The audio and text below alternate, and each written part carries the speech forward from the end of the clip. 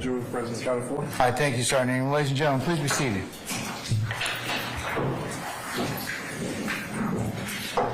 All right, Ms. Hilton, call your next witness, please. Your Honor, at this time, the state calls I wasn't talking to you, Mr. Brown, but since now you're up, all right, okay, all right. Mr. Brown, call your next witness, okay? All right. Yes, Your Honor, the state now calls Mr. Patrick Shepatitis to the stand. Shepatitis is spelled Chepaitis. I-S.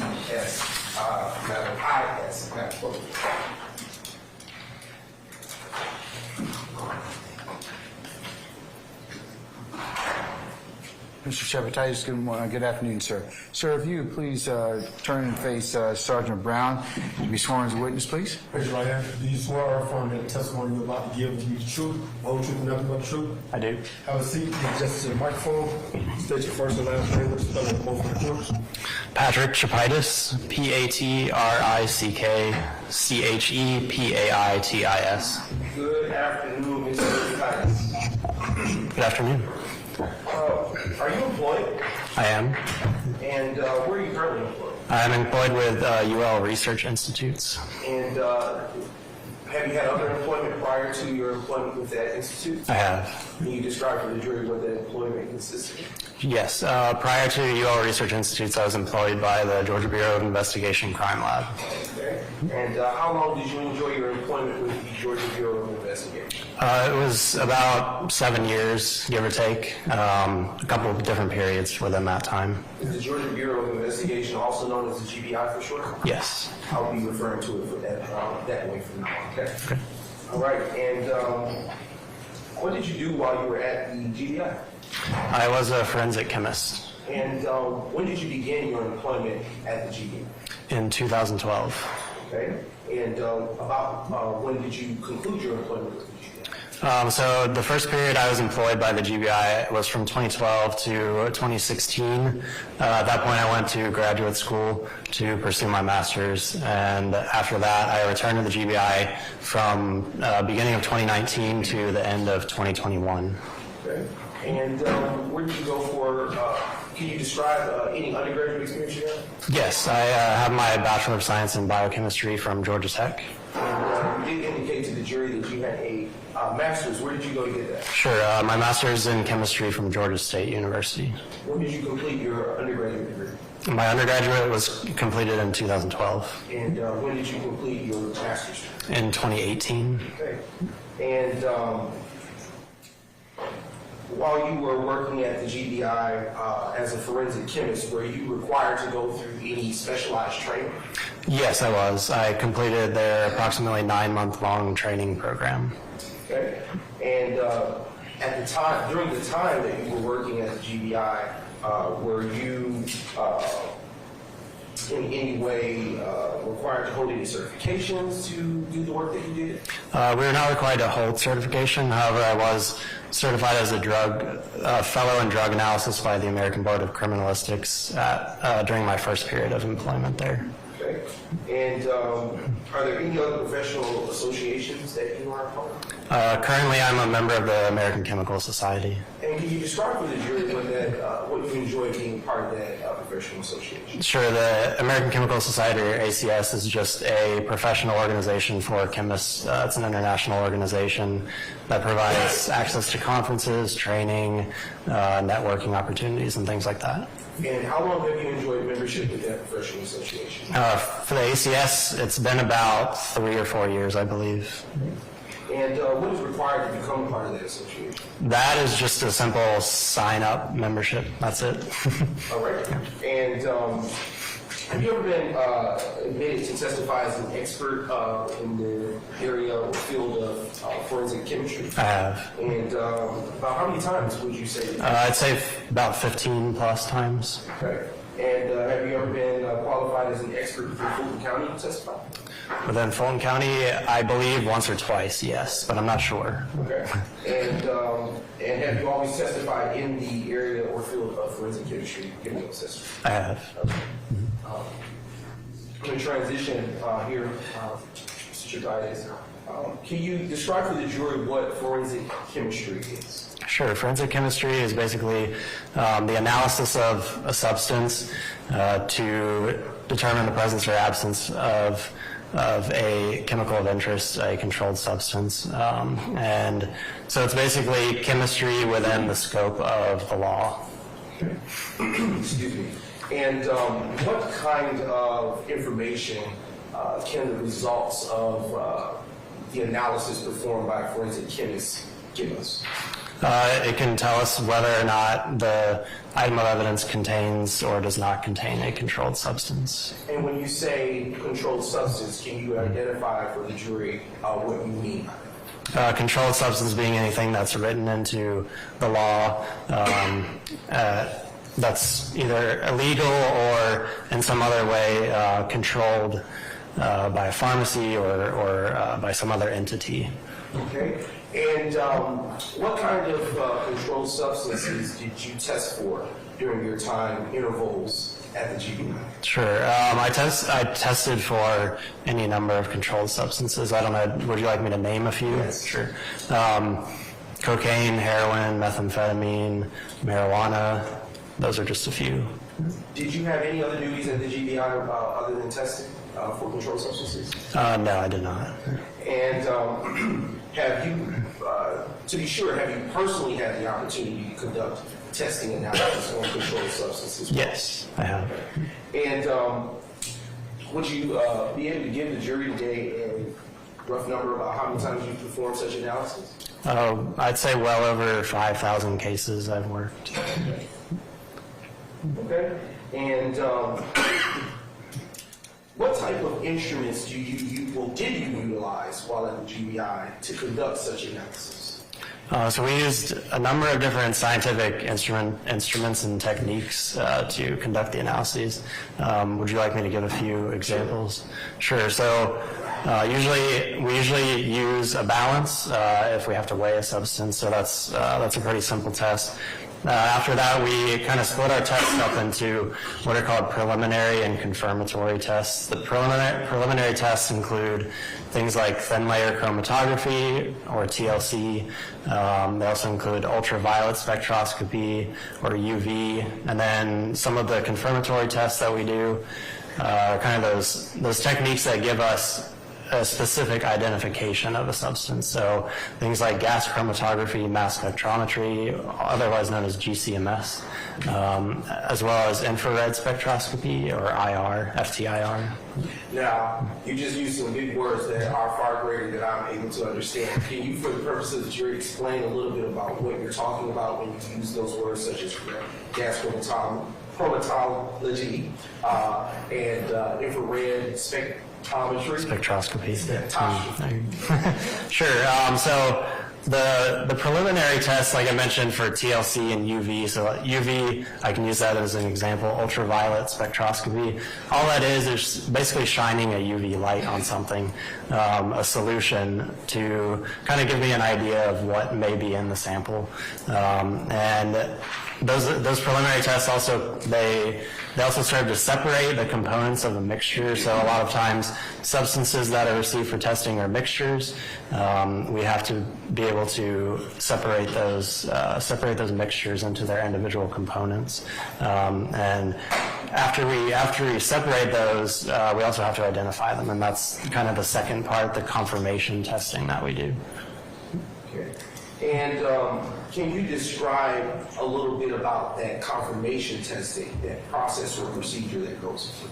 Sure. So it's we'll say a more specialized kind of chemical technique is all it is, basically.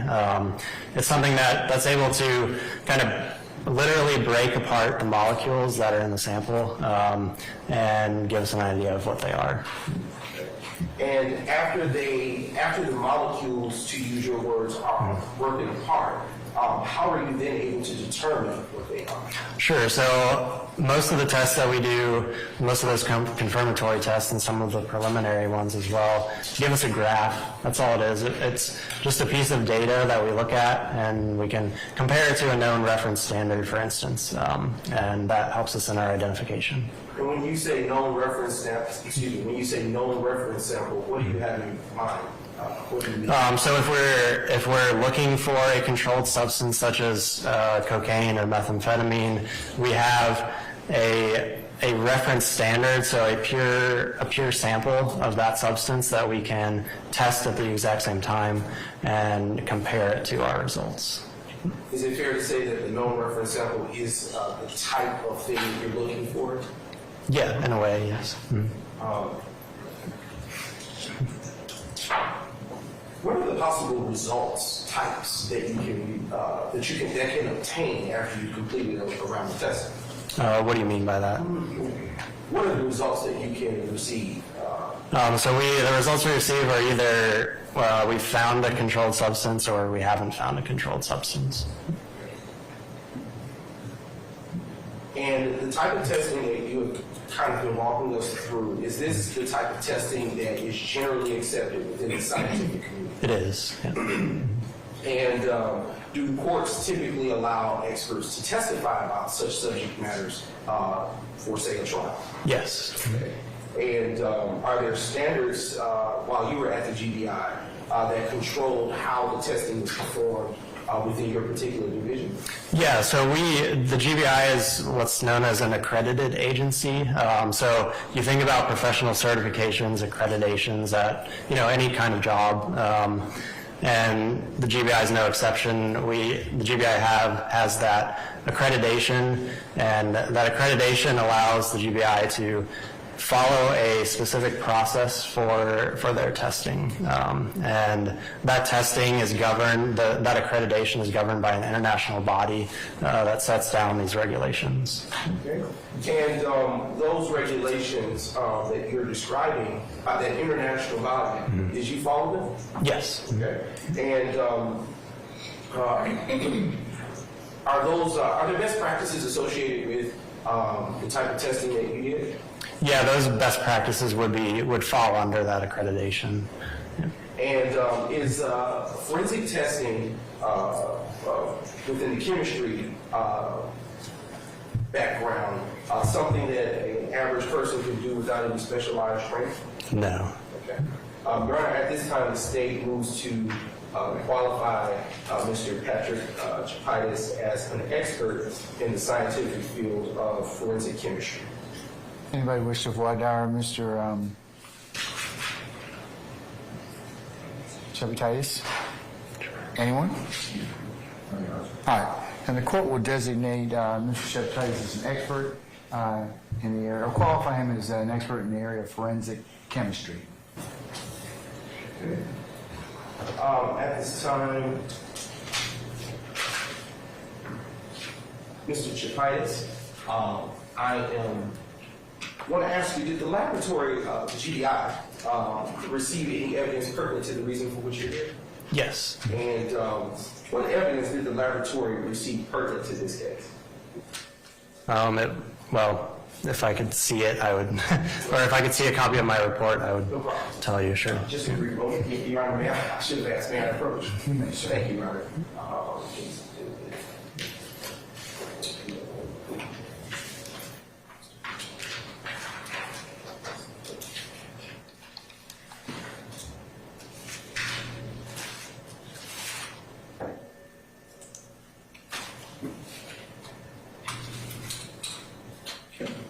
Now approaching you with what has been admitted in evidence and pre-marked as State's Exhibit 78J. Okay.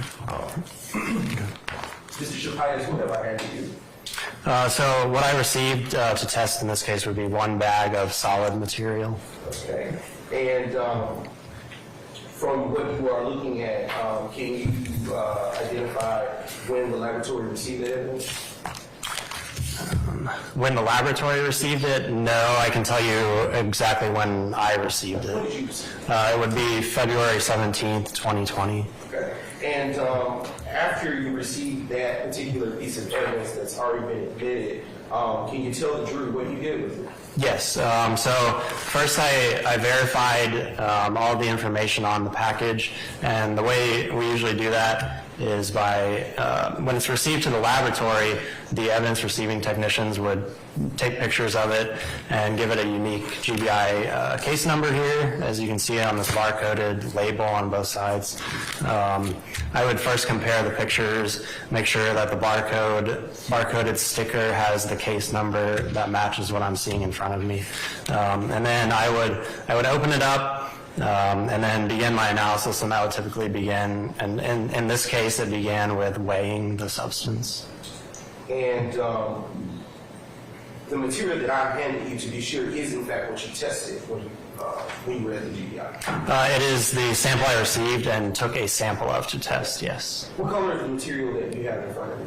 It looks to be white to me. And can you describe the texture or feel of that particular evidence? It just looks like it's a block of substance. Is it solid material? It is, yeah, solid material. And can you describe for the jury where you received that evidence from? Where I received it from was the Atlanta Police Department. Was there a case number associated with it from the Atlanta Police Department? The Atlanta Police case, according to the label, is 2002-11823.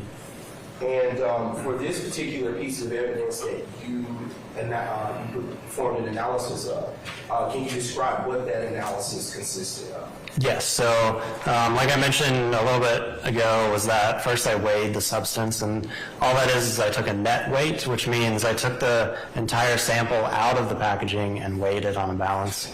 And once I had that information, I could continue on with my testing. The first test I did was one of those preliminary tests. In this case, it was thin layer chromatography, or TLC. And all that is a separation technique where I take a little, I take a little bit of the substance, dissolve it in a liquid, and I have a glass plate with a film on it, and I basically spot a drop of the sample solution on that, and that's able to separate out all those components in the mixture that I talked about earlier. And at the exact same time, I spotted a solution of reference standard as well. And then at that point, I was ready, after forming some preliminary conclusions about what may be in the sample, I moved on to one of those confirmatory tests. In this case, GCMS, or gas chromatography mass spectrometry. And all that is, the first part, GC, is the part that separates, again, the components in the mixture. And once those components were separated, it moved on to the MS, or the mass spec portion of that test. And the mass spec is what gives me that graph that I can compare to my reference standard and say, hey, this is what I have in the substance. At the end of all of that analysis that you performed there, did you reach a conclusion? I did. And what was the conclusion? My analysis confirmed the presence of cocaine in the sample tested. And was your analysis subject to peer review? It was. And is that commonplace at the GBI? Yes, every case that gets called into court is peer reviewed. And with respect to testing, is there a known error rate or anything associated? In this case, since the substance was not, we didn't get a quantitative result on it. All I did was get a weight. The only thing that would be subject to that would be the weight of the substance. And what was the weight, if you could? The weight was less than 1 gram.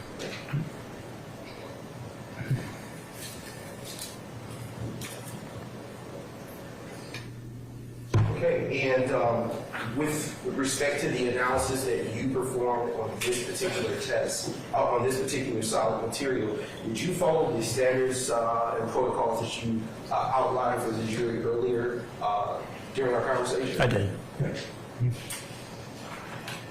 And Mr. Chapitis, after you performed the analysis within the lab that you described, what else, if anything, do you do?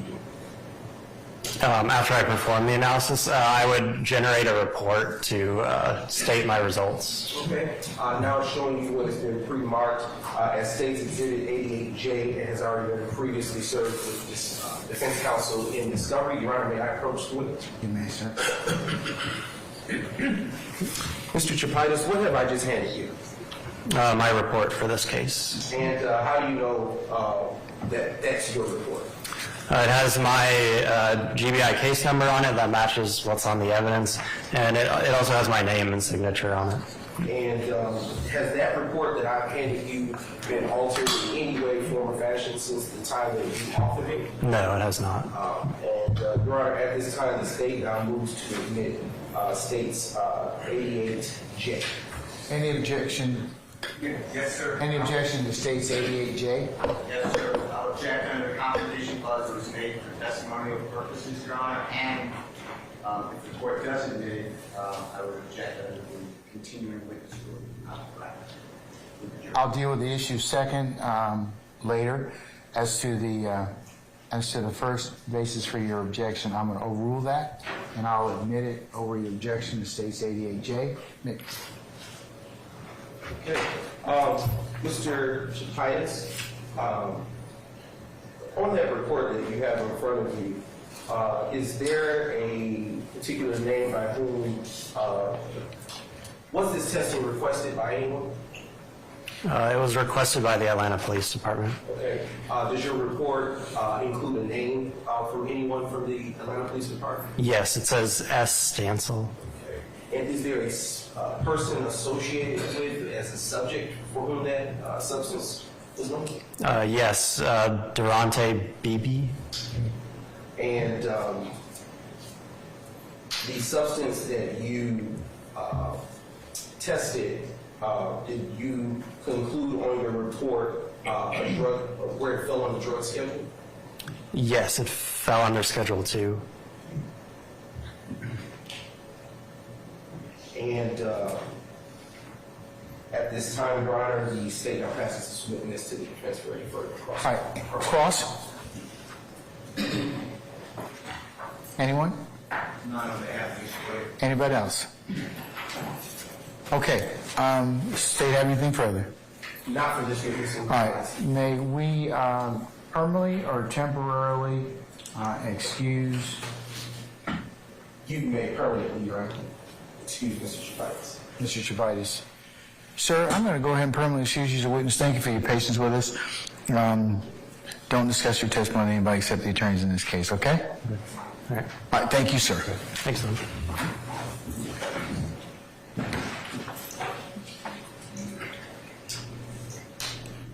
Your Honor, I am approaching the witness stand to treat the admitted evidence, and at this time, the state. Before you move on, you just identified state 78A. You haven't tendered it, is that correct? It was admitted, it should have been.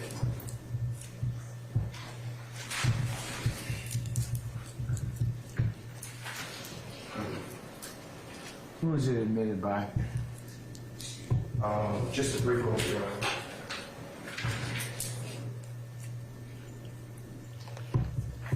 It should have been admitted by way of Officer Stance.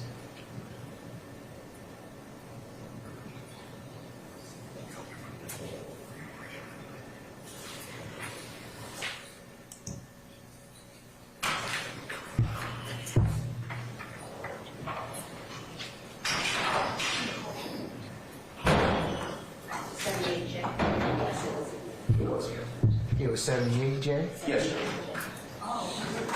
Opposed to 78A? 70, maybe phonetically it may have gotten lost in translation, but it should be 78. Oh, okay, all right, well then we're good. Okay, all right. All right, Your Honor, at this time, the state now, well, Your Honor, are you ready to give me your? Once we're on my job, okay. Your Honor, Yes, Mr. Sharp. Your Honor, if the state is seeking to admit the self-representing documents, I would ask, to see the documents before they're announced what they are for the jury. Okay, just generally, I think they're supposed to do that. Specifically this one, because I believe that there's He hasn't identified it for the record yet, so. Your Honor, if he identifies that, Now, just, what is it you want to tell me? if he identifies it, it's going to be too late for me to. What document are you referring to, sir? Oh, I have to see it. All right, well, come up and have a look at it then. Your Honor, if I may, defense counsel has had the opportunity prior. Let him look at it again, just to make sure he's satisfied that. Everything. I just want to know what's in your head. Okay.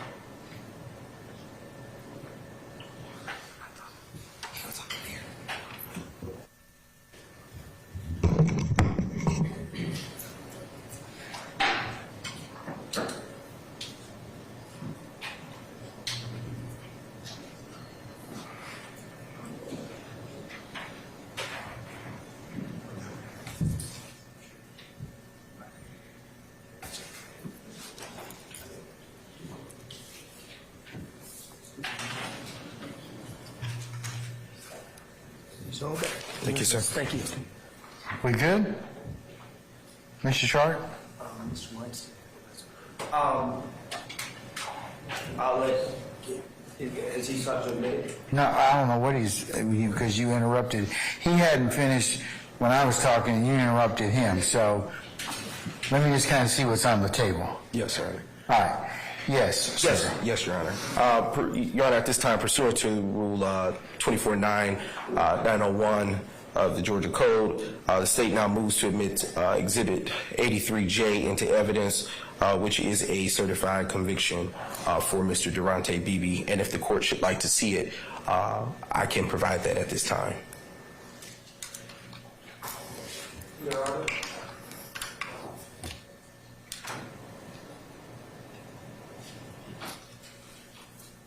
And what does that states what? States Exhibit 83J, as in Jacob.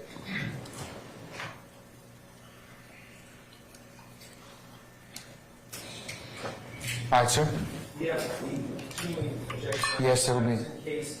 I noted it. Your Honor, I would ask, beyond that objection, there are some extraneous documents being presented that go beyond the certified conviction. So it would be a objection to the introduction of the extraneous documents. Can I see it? Yes, Your Honor. May I approach? Yes.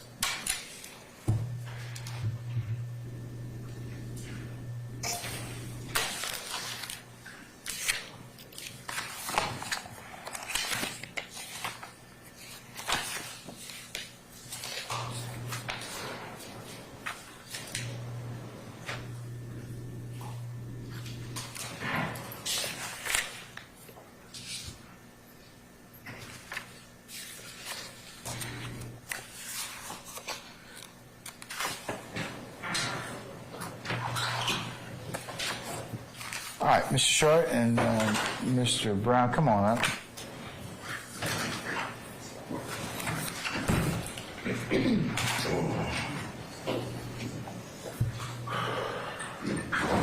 All right, it's Talk Radio.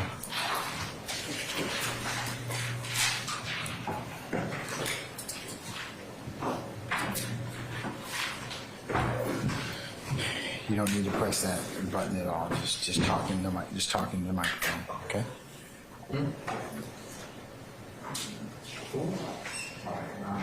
What is that?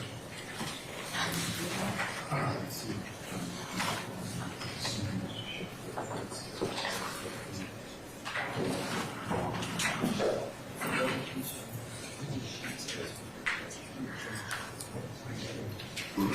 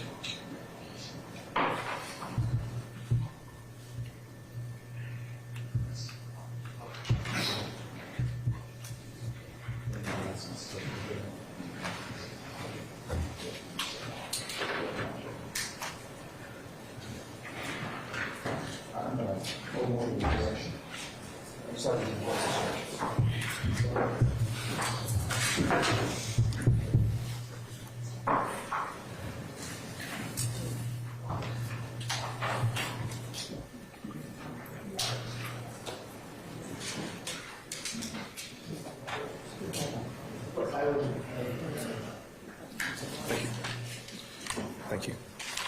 Your Honor, I've just now been handed back State's Exhibit 83J as in Jacob, and pursuant to the court's permission to publish, I will now do so for the jury. Yes, Your Honor. Yes, Your Honor.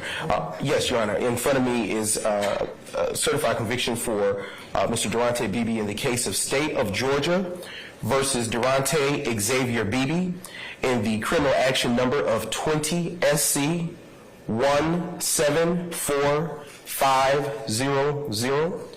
This plea was entered as a non-negotiated plea to the charge of possession of cocaine.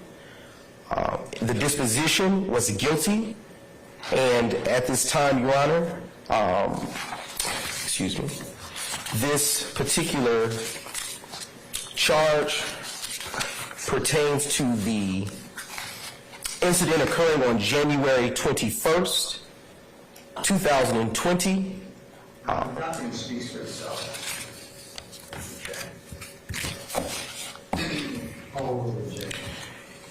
I will continue. The charge pertains to the incident in the indictment, in the accusation pertaining to the incident occurring on January 21st, 2020, wherein which he was charged with unlawfully possessing and in control of cocaine, a Schedule II substance in violation of the Georgia Controlled Substances Act. And at this time, Your Honor, I will proceed to read the sentence that was given by Judge Melanie Lethbridge. According to the document, it states that the defendant is sentenced to a total of 3 years probation with conditions. And Your Honor, those conditions the state will forego reading those. Yes, Your Honor. All right. Okay.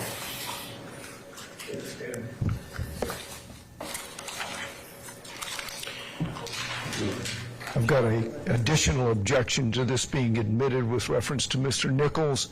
There's a standing, I guess, a continuing objection under the Jefferson case, but also, Your Honor, I would object it going into evidence under 24. Okay, is this for later or for now.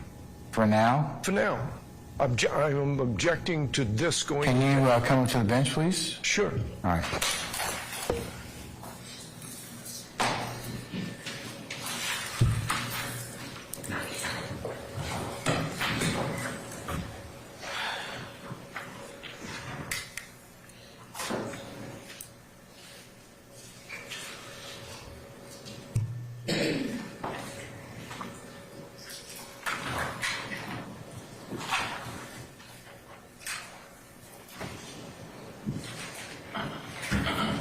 Okay, you're just talking. You don't have to press anything. Just talking to the microphone. Okay, yeah, just pick it up. Yeah, talking to it. All right, we'll see. But hold on 1 second.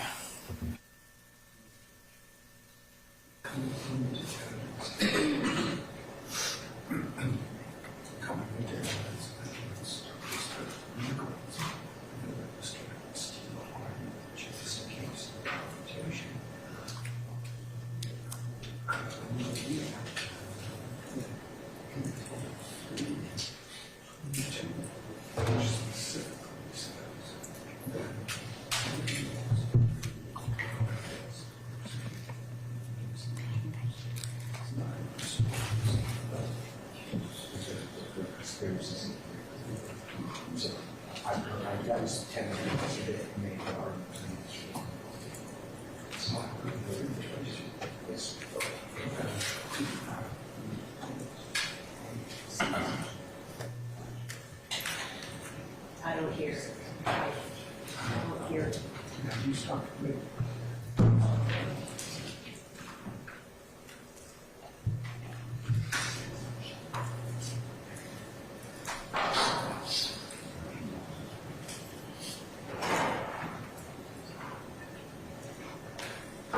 You're talking from the record.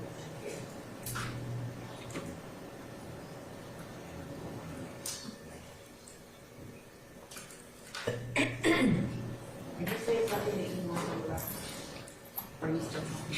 Because I'm not talking right now. You don't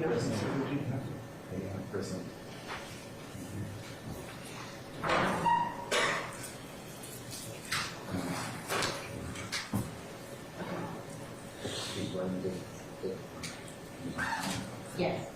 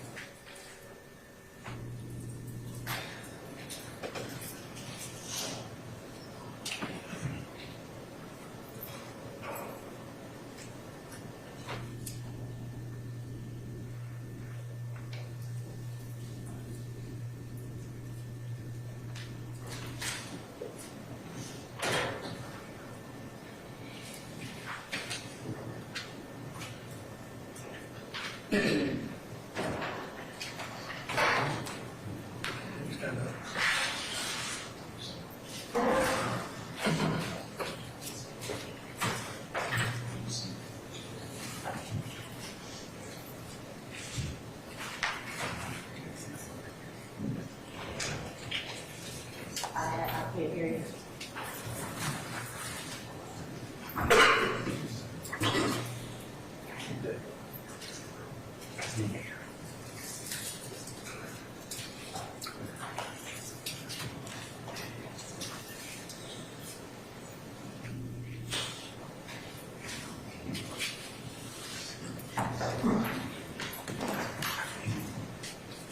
I come tell you something?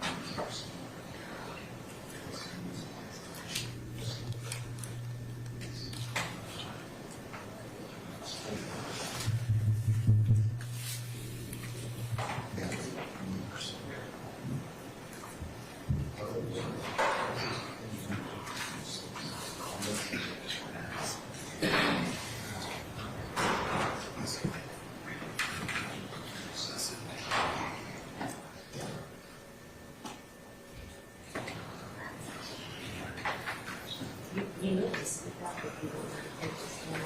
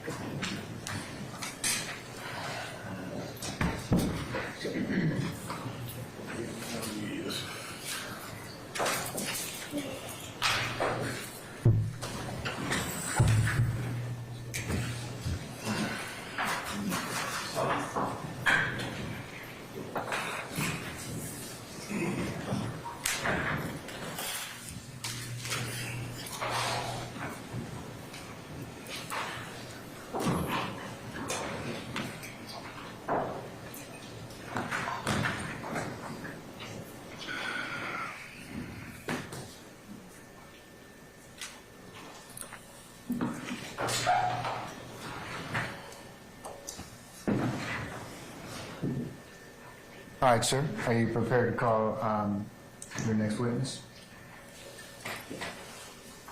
Your Honor, while the next witness is coming, can I approach one of the members of the defense? Yes, you may. Some information I just want.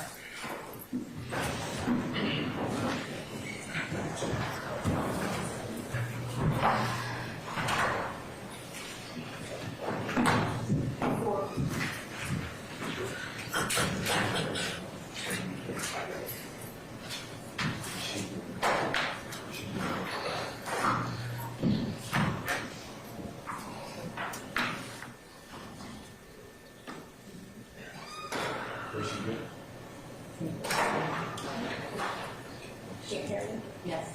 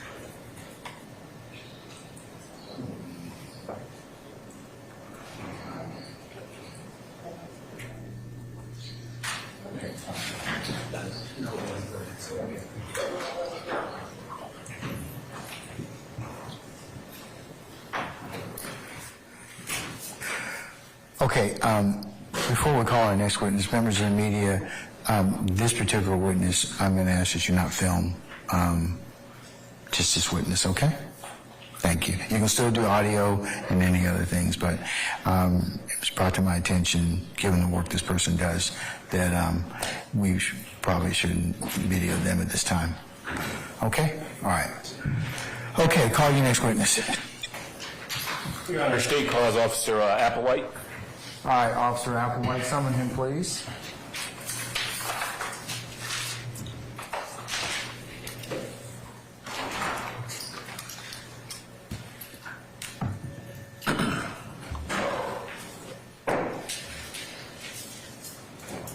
All right, Officer Applewhite, sir, if you could please approach the witness stand.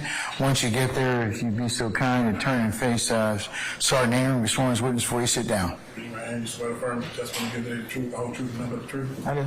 Have a seat. State your first and last name. Ian Applewhite, I-A-N-A-P-P-L-E-W-H-A-I-T-E.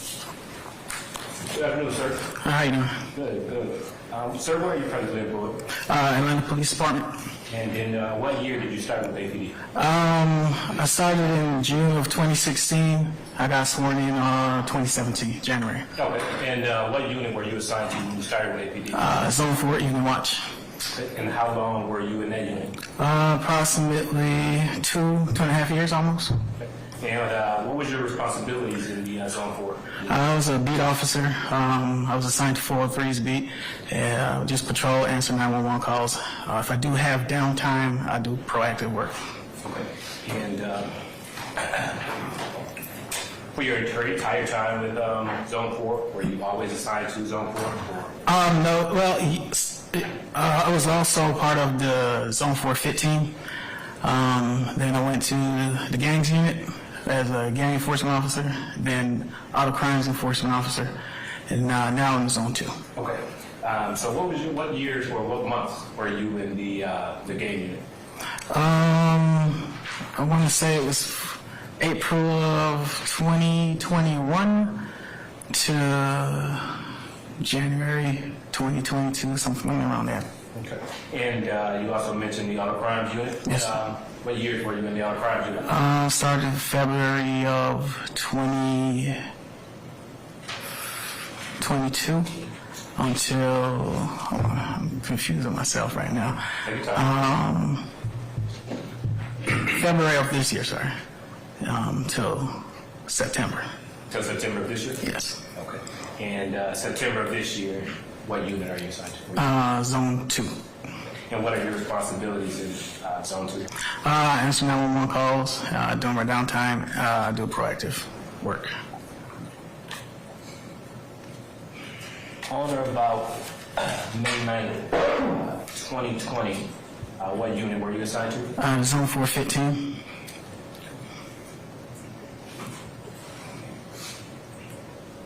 And were you post certified on May 9th, 2020? Yes, sir.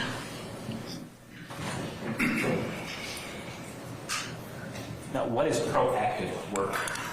So if depending, the calls for services are low, you usually will go out, try to conduct a traffic stop, or you might want to go to a high drug area and try to get, some drugs or something like that. You mentioned high drug area. Are you familiar with high drug areas based on your, will you tell the jury, and what unit did you become more familiar with the? With the Zone 415. Are you familiar with 151 Cleveland Avenue? Yes. How are you familiar with it? I did an undercover buy at that location. And why did you do an undercover buy? The Zone 315, they were conducting a detail, and they asked for the Zone 415 assistance. My role was to do an undercover buy at different locations within Zone 3. About how many undercover buys do you typically? So it depends. If we get a lot of people, maybe that's it for today. If we get one or two, then we can probably move to the next location. On May 9th, 2020, did you have a reason to visit 151 Cleveland Avenue? Yes, sir. Why? Tell me why did you visit 151 Cleveland? So again, Zone 3 was conducting a detail. This is one of their high crime areas. And they wanted to do a little, and try to put an impact on the drug sales in that particular area along the Cleveland corridor. So they asked me to go undercover, try to buy some drugs. So I was pointed to that direct location by one of the Zone 3 officers, said there might be something going on in there. So I walked in. As I walked in, there was a male who was wearing white pants, white shoes, with a blue jeans jacket. He was standing somewhat in the doorway. I walked in, and I just asked him, "Hey man, you got some smokes?" He said, "Yeah." He said, "How much you want?" I said, "I got a 20. He reached in his pocket, pulled some weed out, wrapped it up into a lottery ticket. I paid him the 20. He said, "Hey man, here's my phone number." I got his phone number, and I left. Once I got back into my car, I left the location to update the takedown units of the sale, give them a description of the mail that I bought the weed from, and just proceed to the next location. Okay. So based on your experience at Zone 4, your time in the gang unit, time at auto crimes unit, and your current assignment in Zone 2, is, in your opinion, is 151 Cleveland Avenue a known gang area or crime area, high crime area? Yes, sir. Now, you made reference to a transaction at 151 Cleveland Avenue. Can you kind of walk me through that transaction? Okay, so I pulled my undercover vehicle up at the pumps. At the same time, I do have close cover who are somewhat in the area just in case something goes wrong. I exited the vehicle. I walked into the store. Again, he was somewhat in the doorway. I walked in. I approached him. "Hey, man, you got some smokes?" He said, "Yeah." He said, "What you want?" I said, "I got 20. I gave him the 20. He rolled up some marijuana, dropped it into a lottery ticket, one of those things you find at the counter, rolled it up, I handed him the money. As I was about to walk off, he said, "Hey, big bro, here's my phone number." I took his phone number. All right. I'll overrule the objection. Officer Applewhite, in what capacity were you working on May 9th, 2020? Undercover. And how many undercovers had you, how many times had you gone undercover before? That actually was, I'm sorry, who said that? Keith Adams. Is that Mr. Adams? I'm going to overrule the objection. I'll sustain the objection, I should say. Who did you come in contact with on May 9th, 2020? I think it's Travius. I'm sorry, hold on. DeAndre Beebe. Yeah, DeAndre Beebe.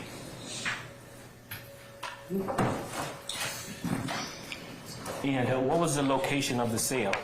151 Cleveland Avenue. Okay, and what was that? Was that in It's Fulton County? It's in Fulton County, yes. What did Mr. Beebe sell you? Marijuana, or suspected marijuana. Did you tell Mr. Beebe that you were an officer? No, sir. What did you do after you purchased the marijuana from Mr. Beebe? Immediately left the location and relayed the information to the takedown units. One of the close coverage from Zone 3, he met up with me, I believe it was at the Walmart on Cleveland Avenue, and I gave him what I bought. And then I went to the next location or to Zone 3 to to write my supplement report. Zone 3. To write a supplement report. Did you clearly describe Mr. Beebe to the other officer?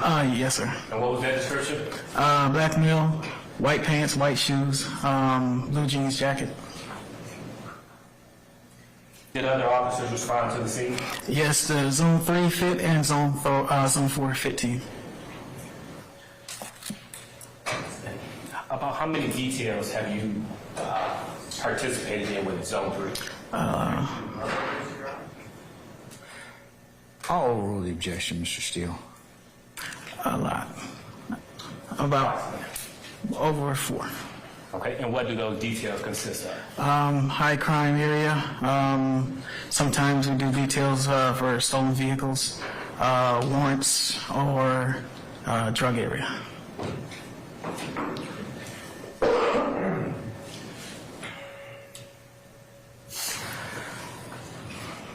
When other officers responded to the scene, were you still present on scene? No, sir, I was gone.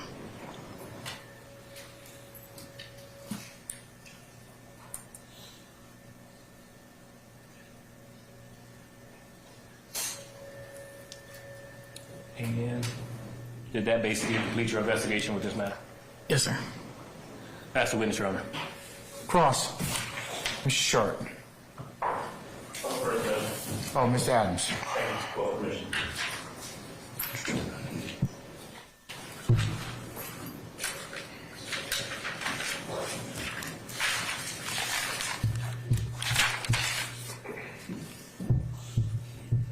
Applewhite or Applewhite? Applewhite. Wait. Yes, sir. Like A. Okay. Good afternoon, sir. Good afternoon. Got just a couple of questions for you in regards to what you just testified about, okay? And if you don't hear me, if you don't understand my question, please get my attention. Let me know. I'll be happy to repeat. Okay? All right. So this is May of 2020 that we're talking about in this case, right? Correct. All right. This incident happened back then, and then you were part of the Zone 4 fit team. Did I get that right? Correct. Okay. You were working in what is called an undercover capacity. Correct. Now, you used some terms earlier that I want to talk to you about. You talked, for example, about high crime area. Correct. Right? Zone 4 is a particular portion of the city of Atlanta, right? Correct. There are many different zones in the city of Atlanta.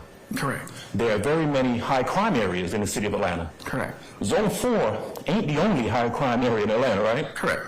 Right, so although we're talking right now about an area that someone says is a high crime area, you can go to areas of Buckhead, Atlantic Station, where there's a lot of, where there are drugs being sold, right? Correct. You talked also about a high drug area, right? Correct. There are a lot of high drug areas in the city of Atlanta, aren't there? Right, it's not just Cleveland Avenue. Right. Right? It would be incorrect to say that the only place there are drugs sold or where there's crime that takes place is Cleveland Avenue. That wouldn't be accurate, right? Correct. Right. In fact, if as a police department or a police officer you chose to target a high crime area and you wanted to go into somewhere in Buckhead, you could find a high crime area in Buckhead to target, right? Correct. To do undercover buys at, right? To find people who sell weed, correct? Correct. On this day, you went, you didn't go on your own. You were told by, I presume, correct me if I'm wrong, other members of the FIT team about this particular location, right? Correct. Right. I mean, they could have sent you anywhere else. As a matter of fact, if I heard correctly, you said that there are a couple different areas that you would go to. You'd maybe hit one area, right? And depending on, I'm sorry, I keep taking glasses on and off. I got to see. Let's see. If we get a lot of people, then you move on, you go to another area. No, so if I have, let's say we arrested 10 people, that's a day's work right there. That's a good day. It's a day's work. Okay. It takes a long time to process the evidence, the warrants, the transportation. So again, if I get one person, then we'll move to the next location. Go to somebody else. Another location. I don't, Well, you got a number of people. I mean, you said there's one person right. versus 10 people. Right, gotcha. One person, you got more work to do. Right. 10 people, I'm done for the day. Right. Okay. You ever heard the term weed man? Say again? Weed man. Weed man? Yeah. I mean, you know how sometimes folks, I don't know, college kids, regular kids, adults, young folks go looking for the weed man to go buy some weed? Oh, okay, yeah. Right? You heard that term before. I've heard. There is such a thing called a weed man, right? Yes. Okay. Sometimes it's one man. Sometimes it could be a woman. It could be a weed woman, right? Correct. Okay. When you got to, what's the address? 151 Cleveland Avenue. You're there to do the undercover buy, right? Yes. You are dressed in an undercover capacity. You look like a regular dude. Right. And you encounter this guy that you referenced earlier who is in white clothing, I think you said, right? Correct. You walk in, and you approach him, and you ask him if you got anything. Right. You were looking to buy some weed. Correct. And lo and behold, you bucked up on the weed man, and you got $20 worth of weed, right? Correct. Okay. And I think I heard you say that, and then this was a young, his name was BB. Right. I think you said Durante, something like that? Durante, yes. Okay. He gives you $20 worth of weed in a, what'd you say, a lottery ticket or something? Yeah. Okay. So you get your $20 worth of weed from the weed man, and you're out of there. Okay. Was he by himself? Well, no, they had maybe one or two other people in the store with him. Okay. All right. But what has just taken place is you just bought $20 of weed from this kid, right? Correct. Okay. And that appears to be the long and short of it. You left out of there. Your job for the day, at least at that point, that location was done. Correct. $20 weed sale. Right. Okay. And then you left and you told the takedown unit. Did I get that right? Is that the name of it? That's correct. Okay. They're the folks that you would call and say, hey, I just bought $20 worth of weed. Come and get the guy. Correct. And you weren't there, but presumably they went to go get the guy. Correct. Okay.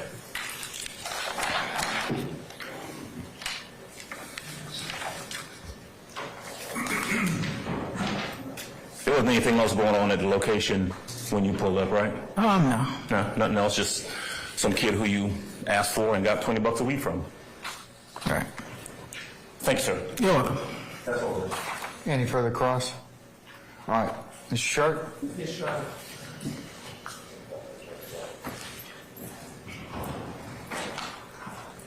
Good afternoon, sir. Good afternoon. How you doing? I'm doing great. How are you? I'm all right. Just a couple questions. Okay. Mr. Beebe, first of all, do you see him in court today? No, let me see. I can't really tell now. Okay. And Mr. Beebe, on that day that you encountered him in the gas station, he was wearing white shoes white pants, and a blue jean jacket, correct? Correct. Is there any other clothing description that you recall? That's what I saw, and that's what I gave out. Yes, sir. Thank you. Nothing else. All right, anybody else have any cross? All right. Any redirect from the state? Just briefly, Your Honor. Officer Applewhite, Yes, sir. are you looking for crime or targeting people? Crime. And why are you targeting high crime areas? Because that's where most of our incidents occur. Shootings, drugs. A lot of the community members. They complain a lot. I'm speaking for Zone 4. And that's why we're in the area doing what we're doing. And were you looking for weed for yourself? No, sir. Was this for purposes of targeting high crime areas? Correct. No further questions. Anything further?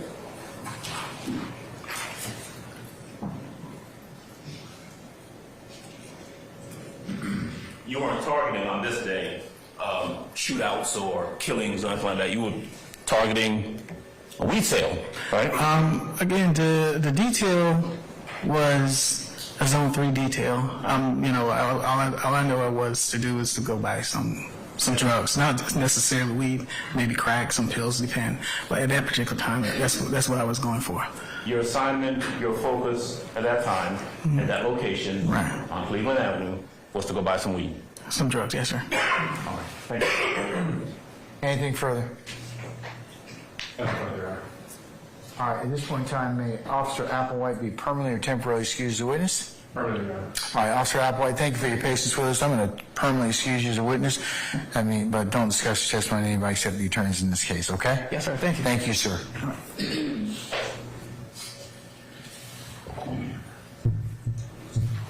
All right, State, call your next witness, please. Yes, Your Honor. The state calls Officer Jedna Hawkins. All right, summon Officer Hawkins, please.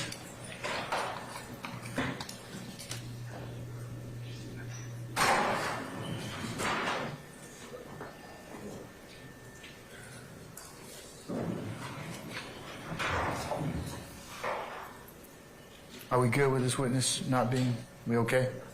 All right, you can film. Yes, thank you. All right, Officer Hawkins, good afternoon. Madam, come on up. If you please approach the witness stand. Once you get there, ma'am, raise your right hand for me, please. Do you solemnly swear or affirm the evidence you'll give in the matter now and hearing should be the truth, the whole truth, nothing but the truth, so help you God, so affirm? I swear. Okay, you can please be seated. All right, madam, if you could state and spell your first and last name for the record, please. Yes, my first name is Jasmine, Jasmyn. Last name, formerly Hawkins, Hawkins. Currently Magavero, Mogavero. And what name was your comment? Magavero's fine. Okay. I was asking which last name. Oh, okay. Also, Magavero, where are you currently employed?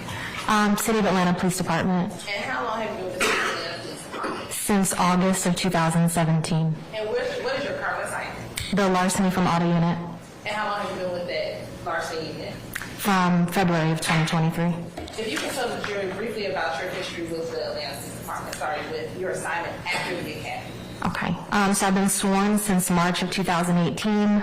June, I was assigned to Zone 3 Morning Watch. I worked there until February of 2020. At that time, I was assigned to the Zone 3 Crime Suppression Unit. And then I stayed there until August of 2022. And then I went to Zone 3 Day Watch for a few months until coming here. So it's safe to say the good majority of your career so far has been Zone 3. Correct. All right. And are you post-certified? I am. And were you post-certified in May of 2020? Yes, I was. I want to take you to May 9, 2020. What unit were you assigned with APD? The Zone 3 Crime Suppression Unit.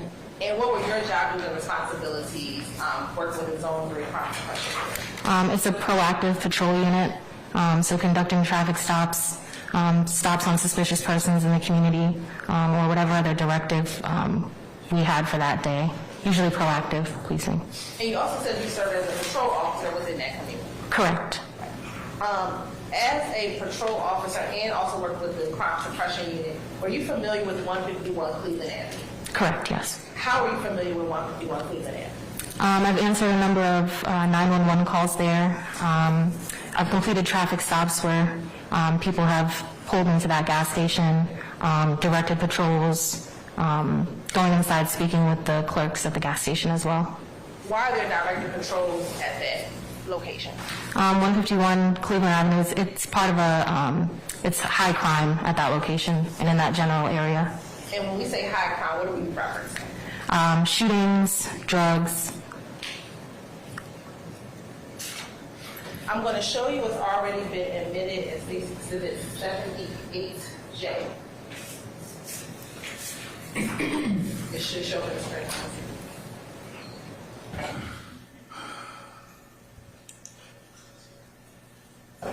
Excuse me, 79J.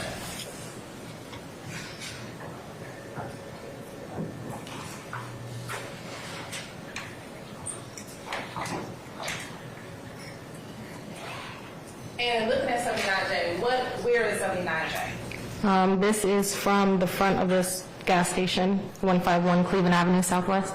And is that what you were just referencing as a high crime area? Correct. Now, when you go out to patrol or you target patrol, why are you going to that? What brings you to that area to target patrol?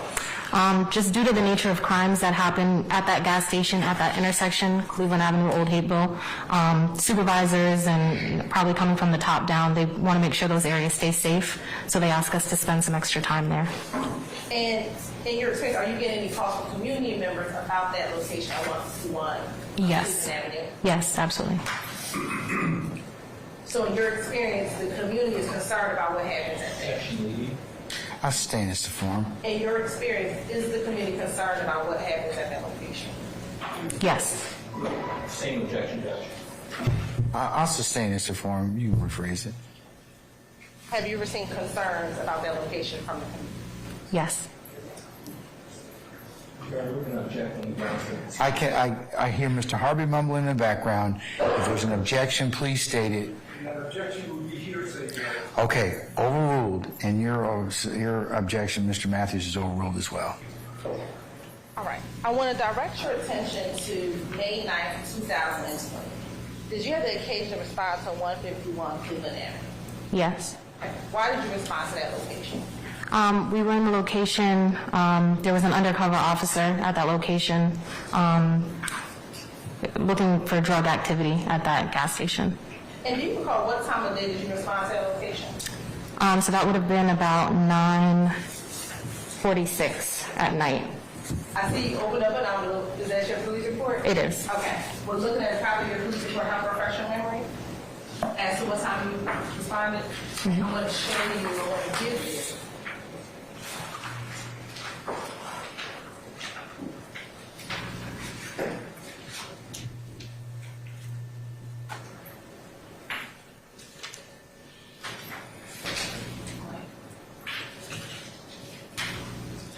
Commissioner Approach, Your Honor. You may. I'm going to show you what's been marked as State's Exhibit 108R. Tell me if you recognize Exhibit 108R, and you can flip it.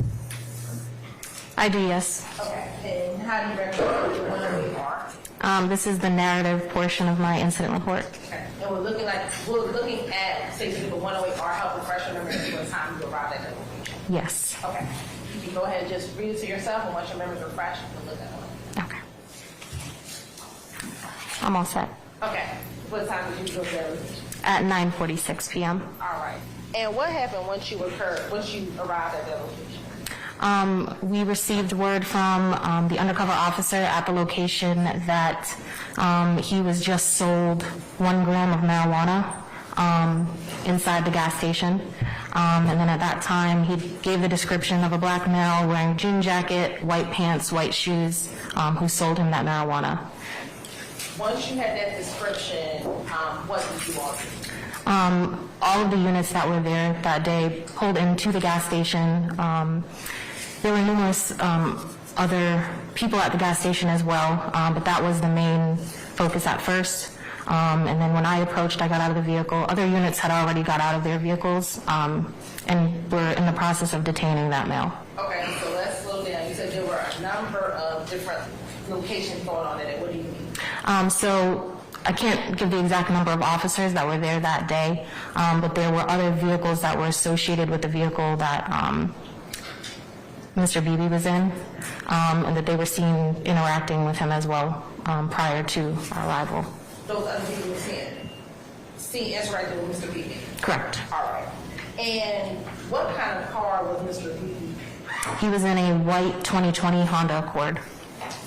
Now, were you all able to contain Mr. Beebe? He was detained, correct. Okay. Where was he seated when you all first interacted with Mr. Beebe? He was in the passenger seat, front passenger seat. And if you just said, I apologize, but what kind of car was he in? A white 2020 Honda Accord. Okay.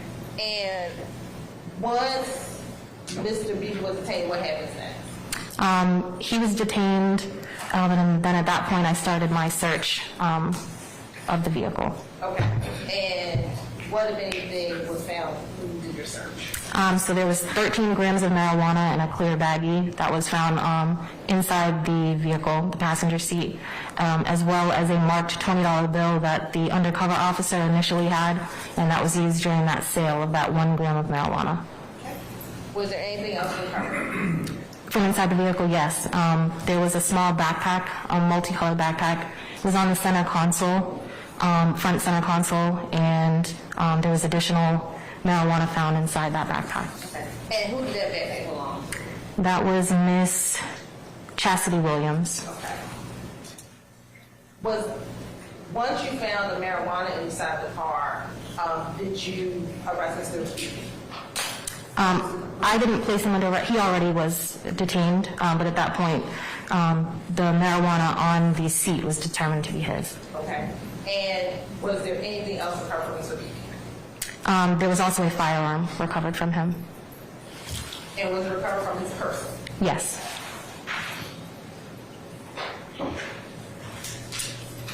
And that firearm that was recovered, was that firearm ran? Was it run? Did you Yes. run it? Did you run Yes, it was. And what happened once you ran the firearm? It was. Foundation, Your Honor. Also saying this, just want me to rephrase it now. Sure. Did you recover a firearm? I didn't personally recover it, but it was recovered on scene, yes. Okay. And when that firearm was recovered, did you run, was the serial number run? Objection, Foundation, who ran it? I sustain the objection. Do you know who ran the firearm? I ran the firearm. You ran the firearm. Okay. And when you ran the firearm, what happened? The firearm came back as stolen.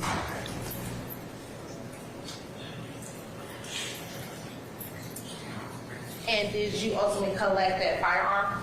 It was collected, yes. Okay. And what about the marijuana? The marijuana was also collected as well.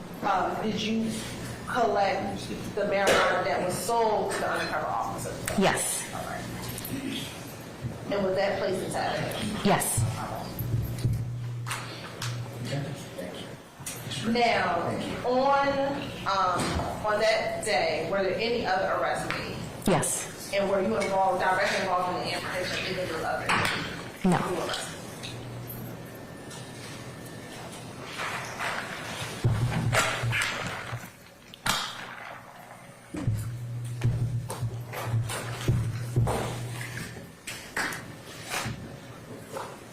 Thank you.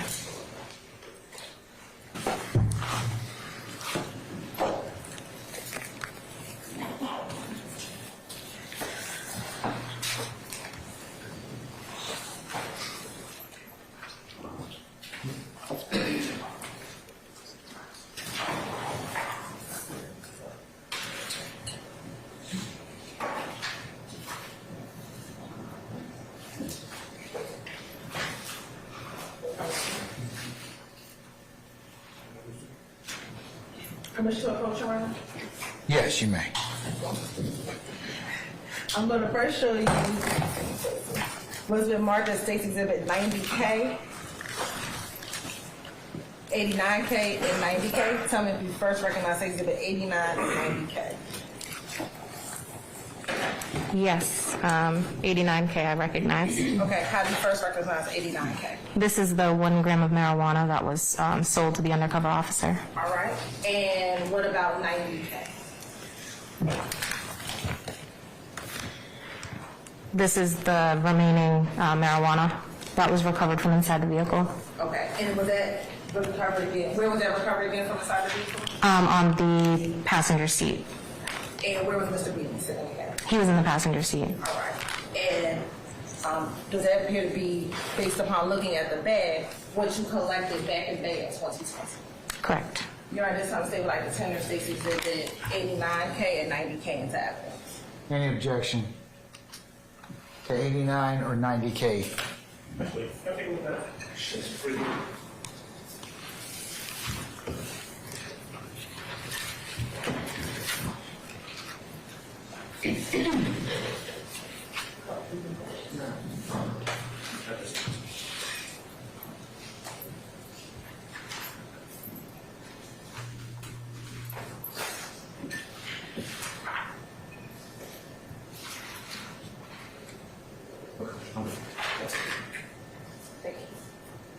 No objection.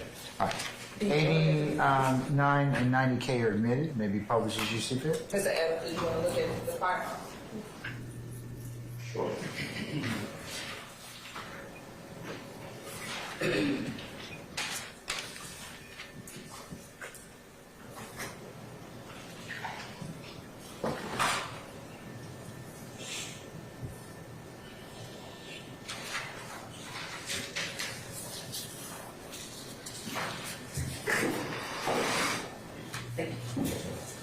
I'm now going to show you what's going to mark as 91K. Okay. You can look at it, tell me if you recognize 91. I do. Okay, and how do you recognize 91K? This is the firearm that was turned in, that was on Mr. Beebe's person, and the serial number matches as well. Okay, that appears to be the gun that was recovered off of Mr. Beebe back in May of 2020. It does. All right, Your Honor, this time say like the tender states in the 91K into evidence. Any objection? No objection. All right, states 91K is admitted and may be published as you see fit. Thank you, Your Honor.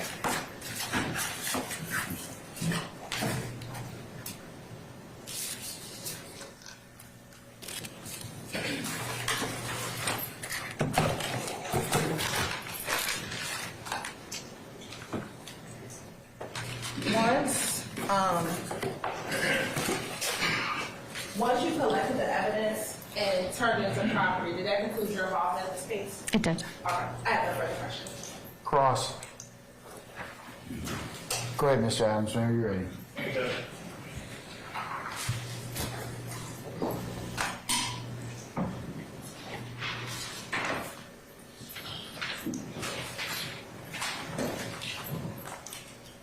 Good afternoon, ma'am. Good afternoon. Rank, please. Investigator. Investigator, thank you. And you'll excuse me, I heard your name earlier. I heard you say Hawkins, but I think you said it's changed, right? Correct. It's Magavaro. Magavaro? Correct. All right, thank you. Investigator Magavaro. Correct. All right, so just a couple questions, if you don't mind, about this incident back in, and I keep hearing May the 9th, but it was actually May the 8th, wasn't it? Correct. Okay. All right, so if I heard correctly, you responded because there was an undercover sale that had been made at that location, right? Correct. You were advised that there was a $20 marijuana sale that had been made. I don't know if you knew at the time the name of the person was Bibi, but you had a description of the individual. Correct. Right? And when you got to the location, you saw someone fitting that description, jean jacket, white pants, and that person was in a vehicle.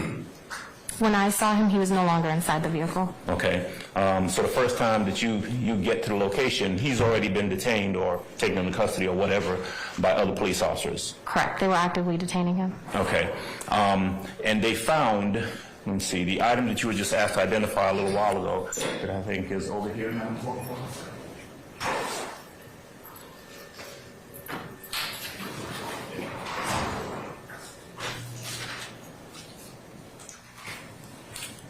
So you identified two things. One of them was the 1 gram of marijuana that was sold to the undercover officer. That's this one, right? Correct. And then there was some marijuana found in the car that Mr. Beebe was supposed to have been in? On the passenger seat, On the correct? passenger seat. But he wasn't in the car when you pull up, right? Correct. Okay. You just know that you were told that there was some additional marijuana found on the passenger seat in the vehicle that he supposedly was in before you got there. Correct. Right. And what, 14 grams of marijuana? Correct. This right here? Correct. Okay. And $20, was it $20 that, $20 that the undercover officer had used to buy this 1 gram of marijuana, right? Correct. Okay. Started off, and it was a gun that was found there for this gentleman, Mr. Beebe. It was found on him or in the car where he was supposed to be? On him.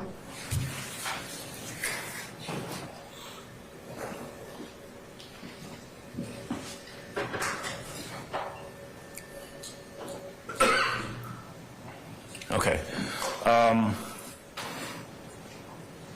This white Honda Accord was determined to have been owned by a young lady, or a lady, I'm not sure if it was young or not, Chastity Williams, right? Correct. She was detained, and I think, was there some marijuana found on her as well? It was not found on her person. It was inside of a backpack that she advised was hers. Okay.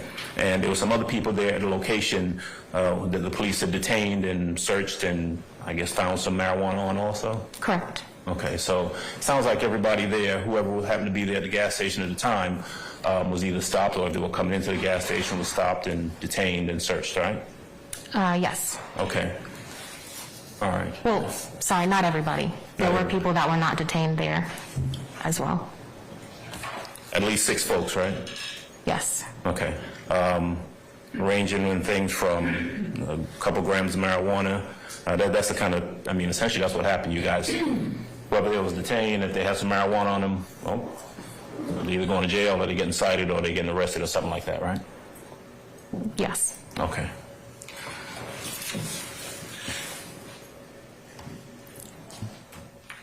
All right.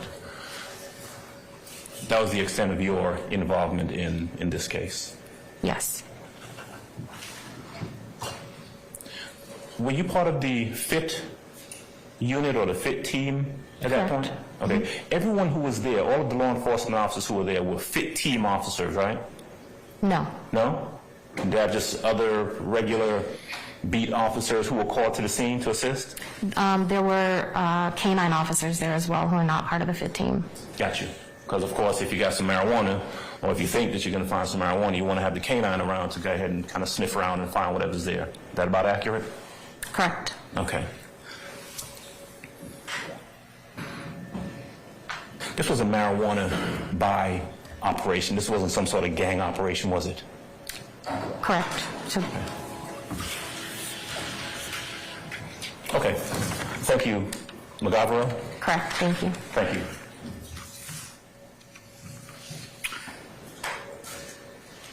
Did I tell you to get up? No, you didn't. Okay, all right, go sit back down then, okay? All right, because there are higher considerations other than you. Ladies and gentlemen, I understand you want to take a comfort break, is that right? See? All right, okay, all right. Okay, so we're going to take a comfort break, ladies and gentlemen. Let's come back at 4 o'clock, okay? And then we'll start back at that time. Mr. Sharp, you can ask your questions then, sir. All right, we're in recess, 15 minutes. All right.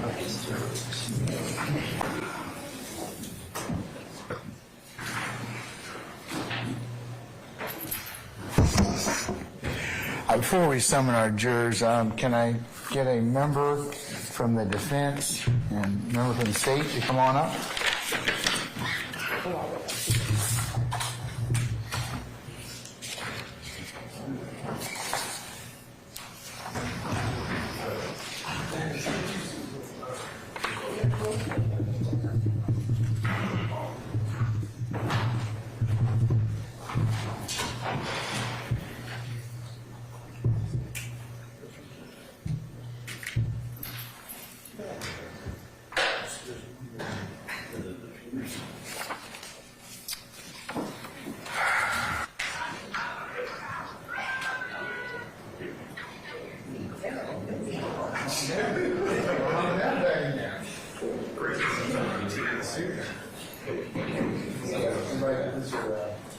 Sorry.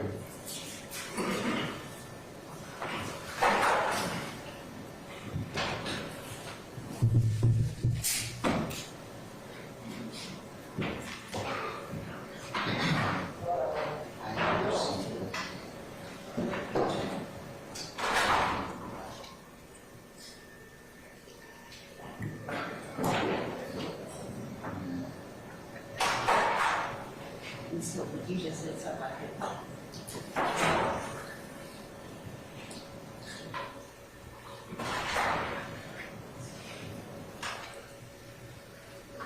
I think all the buildings were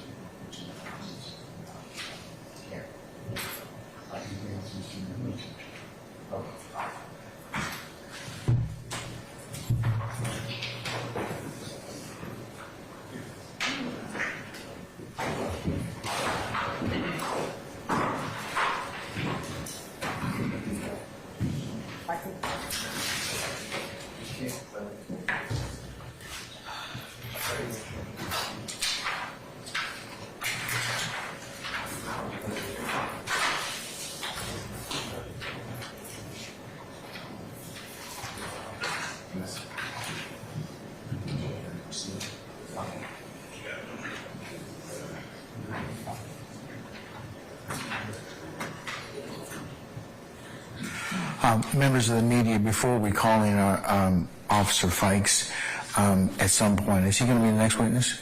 No, Your Honor, we have one witness before Officer Fikes. Okay, are we going to get to Officer Fikes for today, you think? It depends. I don't know. I guess we're almost finished with cross, and our next witness, Mr. Garcia, is not a long witness. So Okay, we could all right. Members of the media, when we call Officer Fikes, given the issues that I told you earlier, not this next witness is fine, but with Officer Fikes, if you would not film him as well, okay?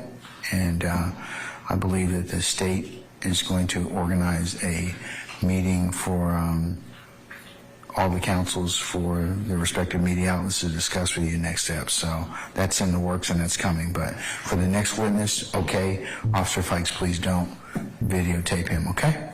All right, thank you. All right. Can I call in the juries, ladies and gentlemen? Okay, all right. Sergeant Ingram, is everybody ready?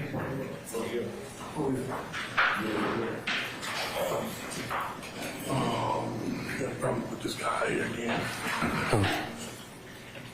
What's the topic here?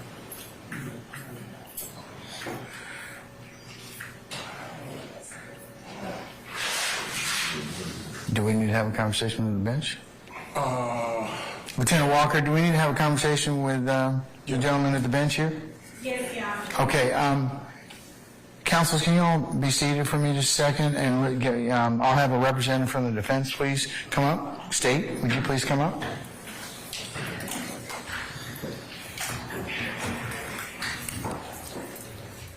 Send me around this time.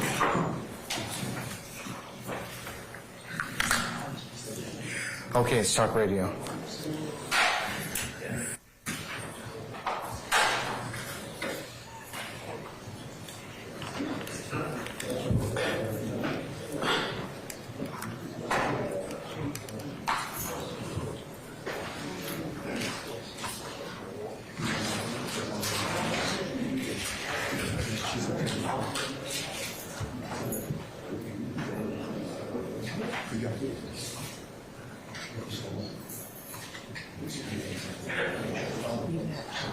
Set that phone down. Put that phone down. Make sure that phone not recording.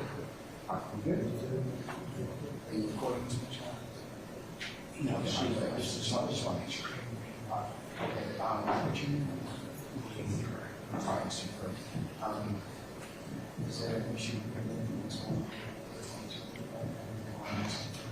Well, it seems to be an issue, and it seems that I'll take it on how to as if you have farming rates that you get on, and as I use B-roll, and so without trying to there is an issue. In terms of what you learn, that's a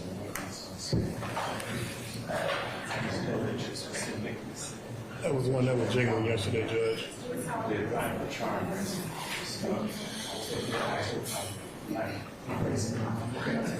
I don't want to be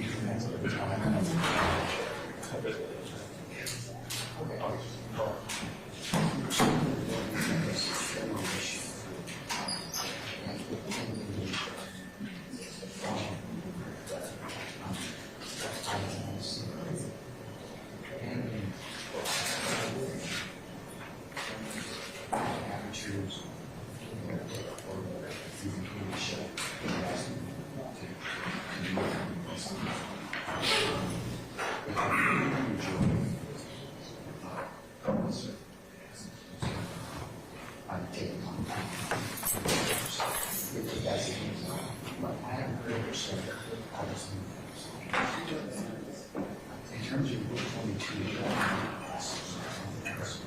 is that what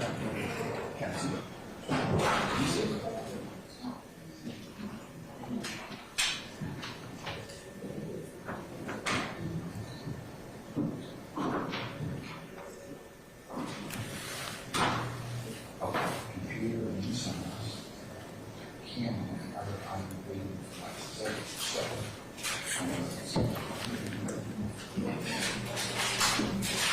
Whoever's speaking, I can't hear you.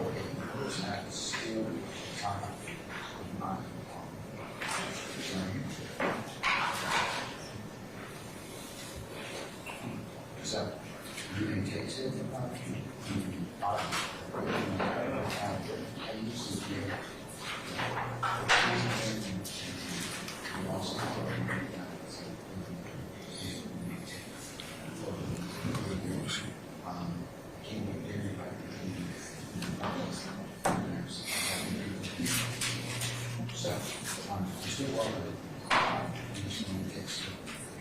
Can you respond to that, because I don't want to be fast every time. Okay. You can take it still. I was not recording. I had not started recording. I was setting up the tripod. Okay, wait. We just want to make sure. It seems to be an issue there. I have to communicate with you, welcome. We have problems about these things, okay? Just make sure that it's cool. You can take it. That's fine, okay? But there shouldn't be any problem, okay? Thank you. Good? Okay, Until the next situation. thank you, sir.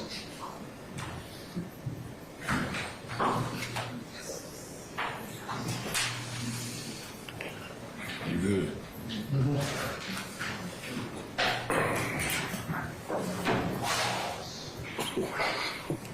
Okay, all our jurors ready? Yes, sir. All right, okay. All right, thank you, Sergeant Ingram. Okay, summon our jurors, please.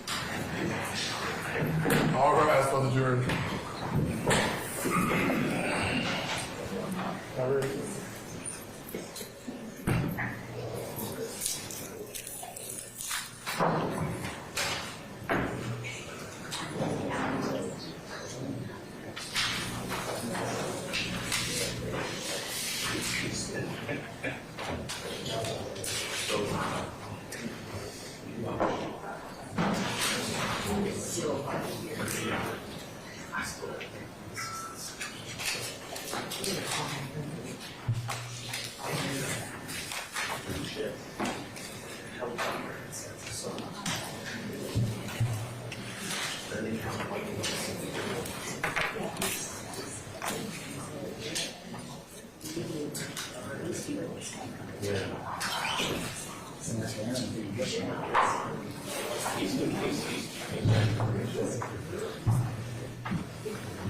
Let's see what Aaron can come up with.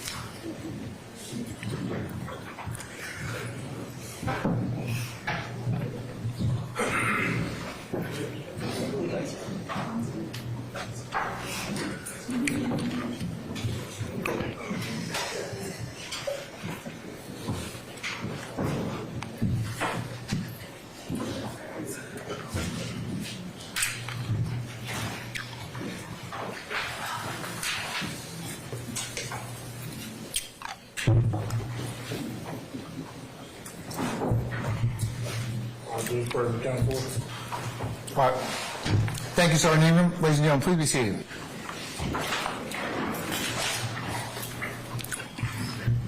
All right. Mr. Sharp, you ready? Yes, sir. Okay, come on up.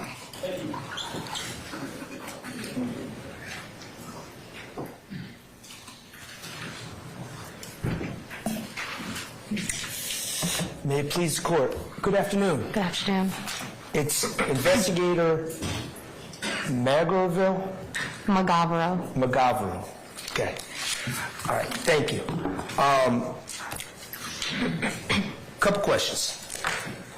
151 Cleveland Avenue, this gas station, is that, are you familiar with that area, generally speaking? Yes, Okay, that is right across from where the McDonald's used to be on Cleveland Avenue. correct. All right. So, were you the lead, would you consider yourself the lead officer in this case? Yes, they asked me to take the case. Okay. And you're the one that wrote the report? Correct. Okay. And you were responsible for making charging decisions in this case? It was a collective effort. Okay. Were you one of the people consulted? Yes. And ultimately you were in charge of documenting everything, correct? Correct. Did you take out the warrants as well? It was a collective effort for that. Okay. And I'm not going to ask you specifically about any laws, but generally speaking, as an officer, are you trained in criminal laws? Yes. Is that part of the training offered by Atlanta Police Department? Yes. And did you go through that training? Yes. Now, are you familiar generally with the criminal code of Georgia? Yes. Okay. All right. My understanding is Mr. Beebe is not the only individual that was arrested at 151 Cleveland Avenue that afternoon or evening. Correct. Okay. Also arrested was Chastity Williams, correct? Correct. Okay. For drugs. Correct. Shaquille Scott was also arrested. Correct. For drugs, including possession with intent to distribute drugs, correct? Correct. Yes. Okay. Antonio Johnson was also arrested for drugs. Correct. And I'm going to try with the pronunciation of this in Madam Court Reporter. It's, I believe it's Cyquavious. Sequavious Martin was also arrested at the scene, correct? Correct. For drugs? Correct. And a Curtis Barber, who was 35 years old at the time, correct? Which would make him 39 today, correct? Okay, he was also arrested for drugs, a firearm, and for possession with intent drugs. Correct. So you arrested, besides Mr. Beebe, 5 other individuals for drug offenses, 2 other individuals with possession with intent to distribute charges, correct? Correct. Okay. And that was based on your training that you received about the criminal laws of Georgia? Yes, that's correct. Okay. Now, in any of these individuals, in the arrests of Chastity Williams, Shaquille Scott, Antonio Johnson, Sanquavious Martin, or Curtis Barber, were any of those individuals, or Durante Beebe, were any of those individuals charged with Gang Act violations? That I do not know. Well, did you charge them with Gang Act violations? I did not. Okay. And those same 6 individuals, Durante Beebe, Chastity Williams, Shaquille Scott, Antonio Johnson, Sanquavious Martin, and Curtis Barber, do you see any of those individuals here today?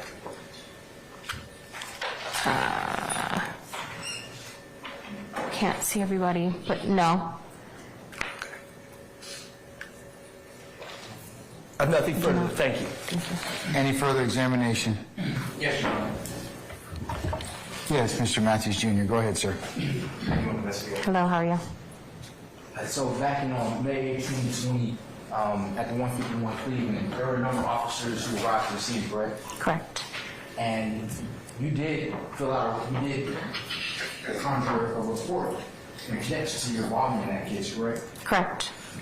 But in your report, you did not reference any video graffiti, any photographs taken or any video that was taken of any gang graffiti at the premises of the 151 Cleveland, correct? Correct. I did not. And as a result of your involvement in that case, you didn't refer to any gang units? You didn't refer to any gang units in reference to your involvement within that case? No, did not. Anybody else from the defense? Okay, any further redirect from the state? Yes, Your Honor, briefly.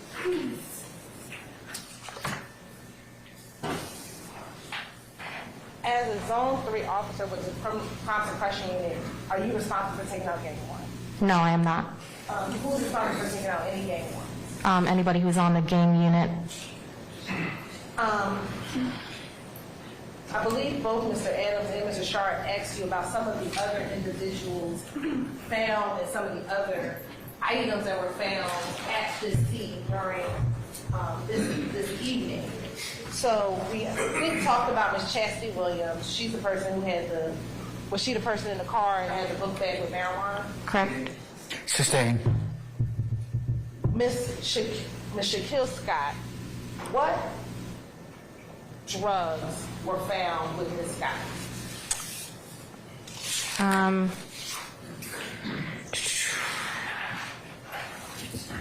Miss Scott had a pink purse on her person. Upon search of that purse, there was a total of 29 grams of marijuana located in a clear plastic bag. There were 15 smaller bags of marijuana as well. There were 2.2 grams of crack cocaine, 9.7 grams of MDMA located in 12 separate baggies, and 1.6 grams of powder cocaine along with $35 US. And as it relates to the next individual, Mr. Antonio Johnson, what was found, what if any type of drug was found with Mr. Johnson? Mr. Johnson admitted to having a blunt inside the car.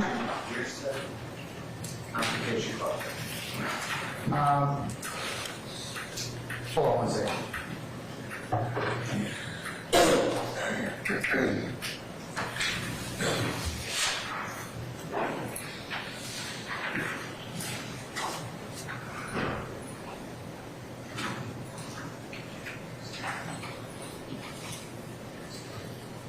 I'm going to overrule the objection. Going to Mr. Sinquavius Martin, what any drugs did he have on him? 3 grams of marijuana located in his right pants pocket. And was Mr. Martin actually arrested, or was something else occurring?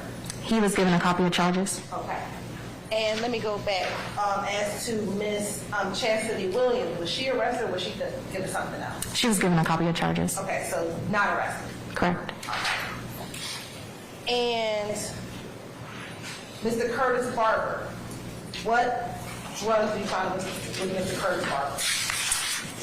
He had 34 grams of marijuana, as well as 8.9 grams of crack cocaine. The marijuana, was it all in one bag or individual bags? That was, the marijuana was in individual bags, and then the crack cocaine was all in one bag. Did he have, Mr. Barber have cash? He did. How much cash did he have? $2,000. And did he have any weapons? He did. What kind of weapon did he have? A black Keltec PRM. I'm sorry. Black Keltec PRM 30. And were there any other weapons found? So we had the gun that was found on Mr. Beebe, this gun that's found on Mr. Barber. Were there any other weapons? No. Not that I recall. We'll take a look at your report, how professional.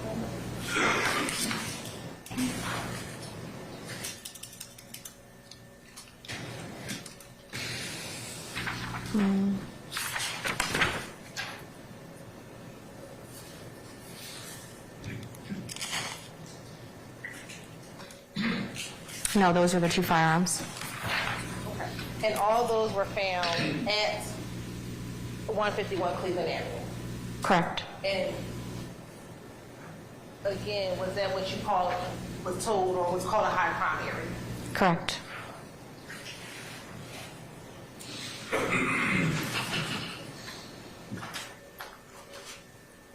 I have no further questions. Thank you. Anything further? Yes, please.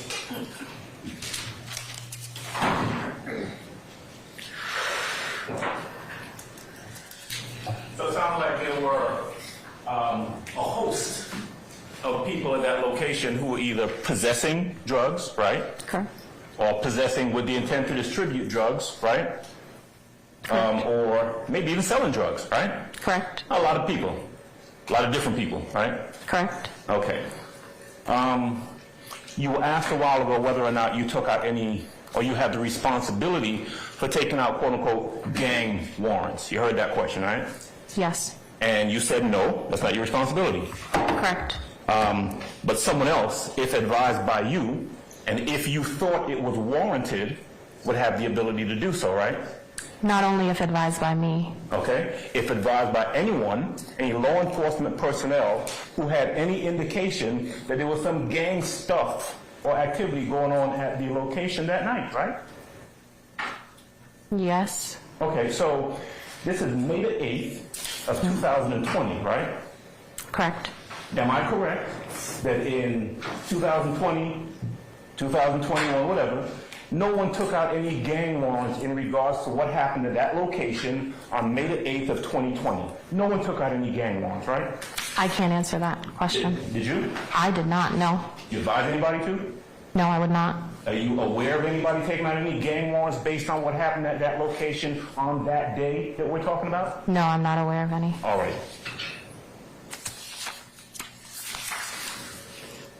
The last person that Madam Prosecutor asked you about, Barber, I think was his name. The guy who had some drugs and some money on him. What was he wearing? What describe his clothing to me if you don't mind. I don't recall. Okay. All right. Thank you, ma'am. That's all I have. Thank you, Judge. Anybody else? Any further redirect, madam? Just one quick question. Sure, we'll see. In addition to the $20 that Mr. Beebe had, was he found any other money? Mr. Beebe, in addition to the $20, that the marked $20, did Mr. Beebe have any other money on him? Yes. Okay, how much? $105. All right, thank you. All right, anything further? All right, at this point in time,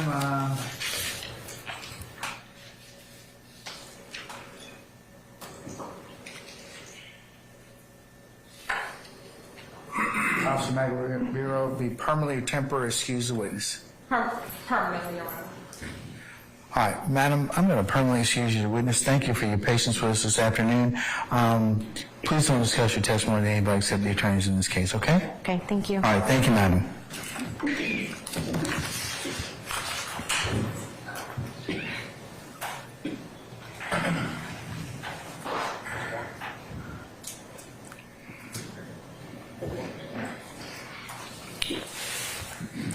All right, Ms. Hilton and any member of the defense, can I see you all for a second?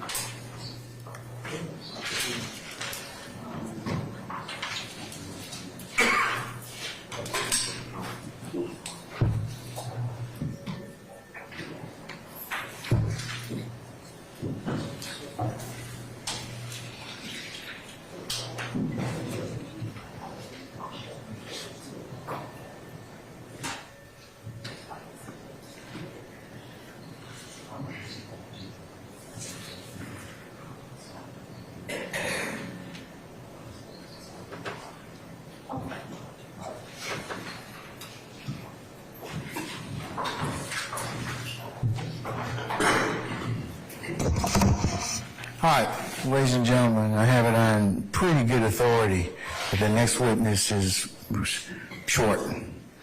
So, I know, please don't laugh openly, okay? All right. And the attorneys, they hurt their feelings, okay? All right, so, I'd like to take up this one other witness and then recess for the day, and then we'll start fresh tomorrow morning, okay? So are we okay with taking one more witness? It's fairly short, okay? And then we'll recess for the day. All right. Call your next witness, madam. It'll be Mr. Smith.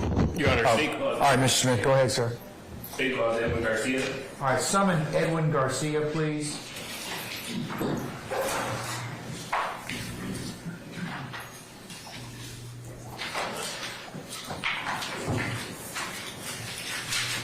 All right, Mr. Garcia, good afternoon, sir. Come on up and approach the witness stand. Once you get there, before you sit down, if you'd be so kind to turn and face Sergeant Ingram, be sworn as a witness. Yes, sir. All right. You swear to affirm testimony you give the truth, the whole truth, nothing but the truth? I do. See, state spell your first and last name for the court, please. Now, Perfect. My name is Edwin Garcia, first name spelled Edwin, last name spelled Garcia. Good afternoon, Mr. Garcia. Good afternoon. Mr. Garcia, where are you employed? I'm employed at the Georgia Bureau of Investigation, Division of Forensic Sciences, in the chemistry section. This is also known as a state crime lab. And how long have you been at work at the GBI? I've been working at the GBI for a little over a year now.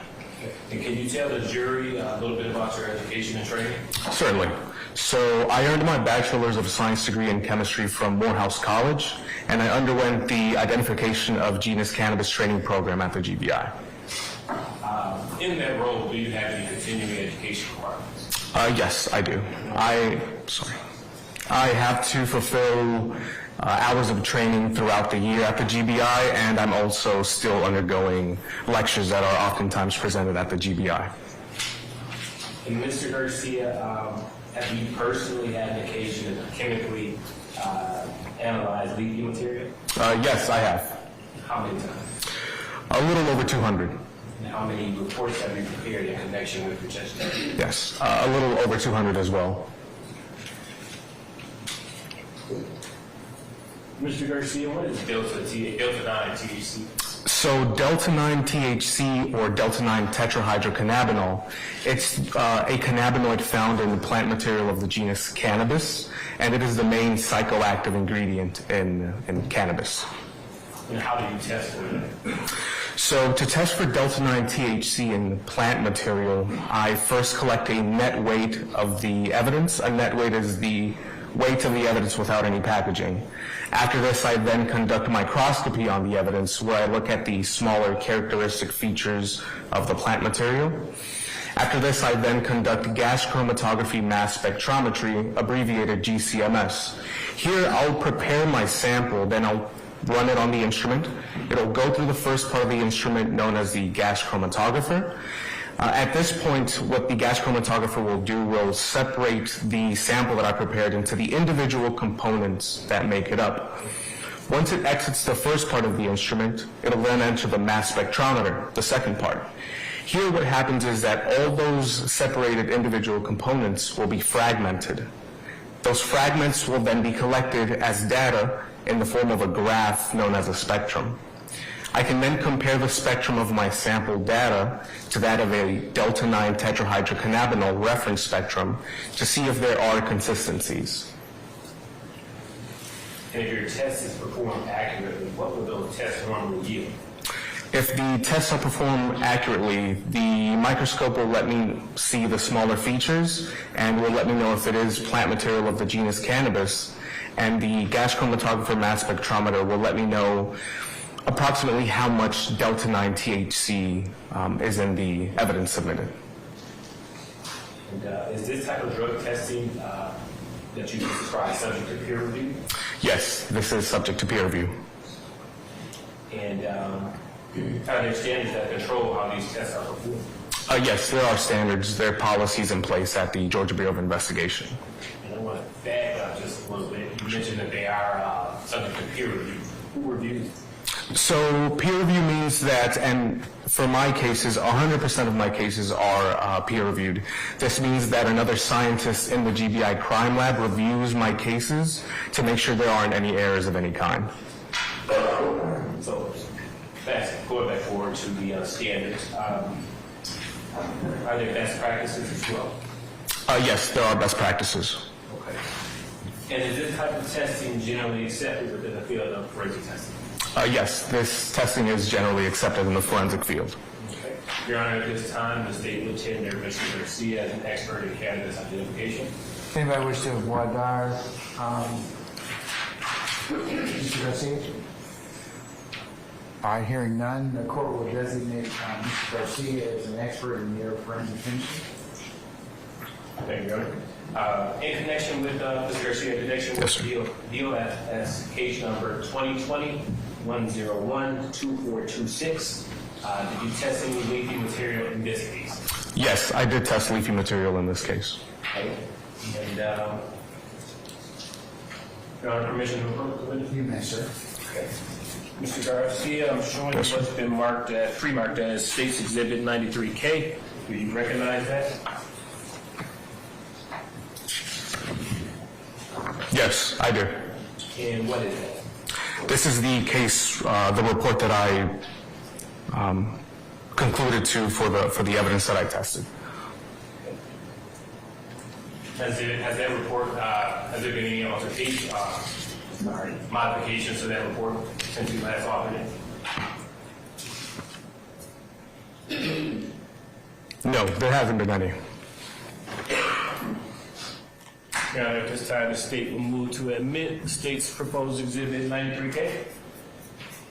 All right, any objection to state's 93K? All right, hearing none, state's 93K is admitted and may be published as you see fit. Thank you, Your Honor. So, Mr. Garcia, again, I'm sorry. Yeah, no worries. Did you test in this case? So the items that I tested were 2 bags of leafy material.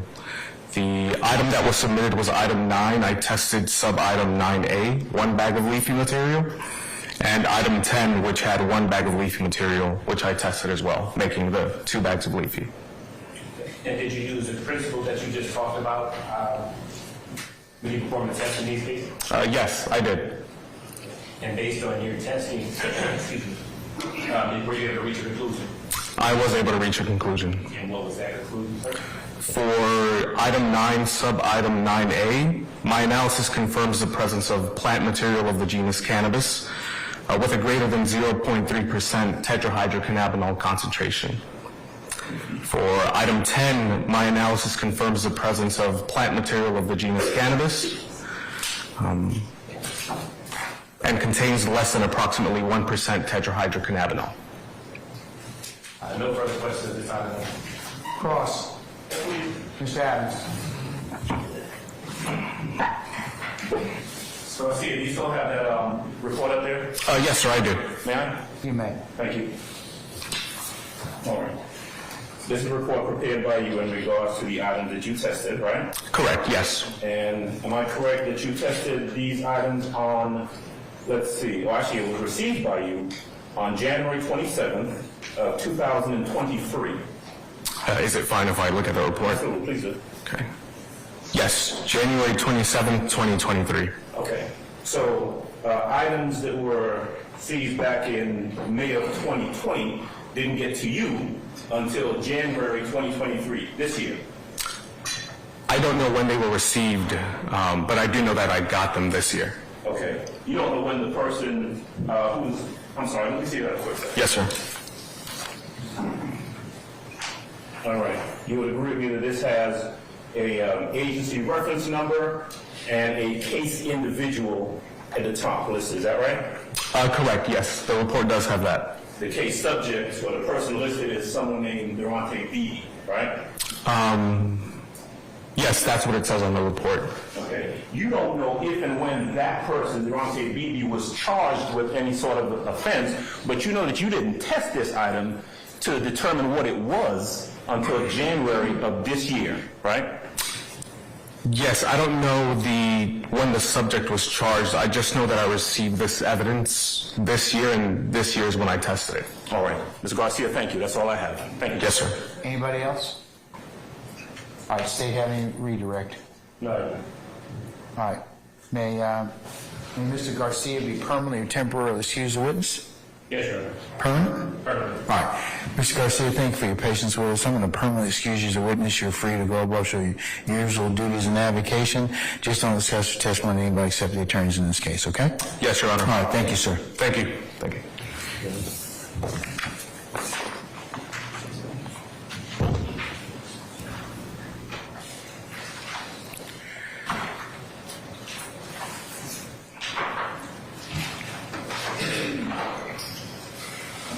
All right, ladies and gentlemen, we're going to go ahead and recess for the day, as promised, because our next witness is going to take a little bit longer. So it makes sense just to start that witness tomorrow morning. Okay, so since we're concluding for the day, I'll give you the customary ad nauseum admonitions. All right, so. Are we going to talk about this case going into the parking lot or to wherever, how it is you're getting to your mode of transportation? No. All right. Are we going to talk about it tonight when we're at home at the dinner table? No. We're going to let people, third parties come and talk to us about this? No. All right. What about phone a friend? No.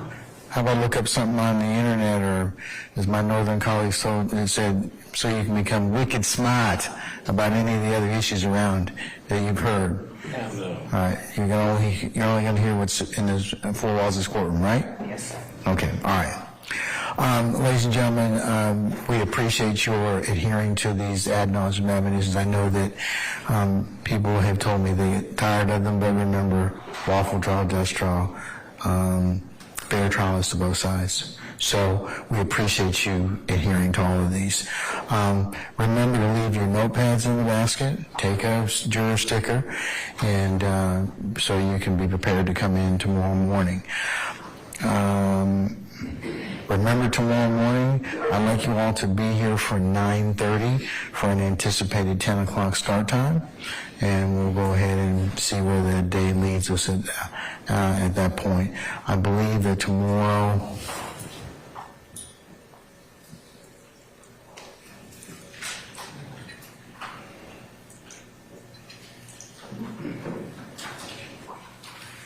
we're going to probably leave around 4 o'clock. All right, so we'll get a full work day in.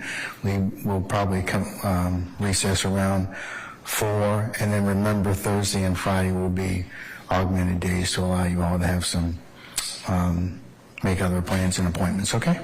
Yes, sir. All right, any questions of me, ministerial in nature? Anyone? Okay. How's your headquarters back there? Wonderful. Good? Any problems, any issues? Working through it. Okay, all right, well, you know, I'm providing an ad nauseum supply of snacks, okay, so you're going to have to bring your own food, all right? But it's the only thing I can tell you, okay? Say again? I know it's like a long shot, but can we get like lunch maybe once every 2 weeks or so? I mean, You got a lot of nerve, man. I'm trying to ask me for lunch? that's why you could be part of the jury. For you to ask those questions? Okay, all right. No, we don't provide lunches. The county's got bad credit, so we used to be able to. We used to be able to provide lunches because I had a juror account. I don't at this point in time, and it's one of those things that I wish I could provide you at this point in time, but I'm not in a position to do so. I can tell you that once you become a deliberating jury, that we might be able to make some arrangements for some substance. Okay. All right, but not till then. You got to bring your own stuff. All right. Okay. Huh? Okay, well, you know, there are plenty of grocery stores, and I know it's winter, you know, but anyways, you bring, like I said, ladies and gentlemen, you're welcome to bring whatever you like. I know that we provided you some small snacks, and I'll continue to do that as we can, okay? But you're welcome to bring anything as you like. Remember, the only caveat I told you is as long as you clean up after yourselves, you're welcome to bring anything you want, okay? Except alcohol, remember? Okay, all right. Okay, anything else from anybody? Okay. All right. Ladies and gentlemen, thank you for your patience you've given us and continue to give us and will continue to give us in the trial of this matter. And unless you have any other inquiry or comment from me, I'll go ahead and excuse you, and we'll see you tomorrow morning for 9:30 for an anticipated 10 o'clock start time, okay? Yes, sir. Okay, all right. Ladies and gentlemen, we're in recess. All right, all rise.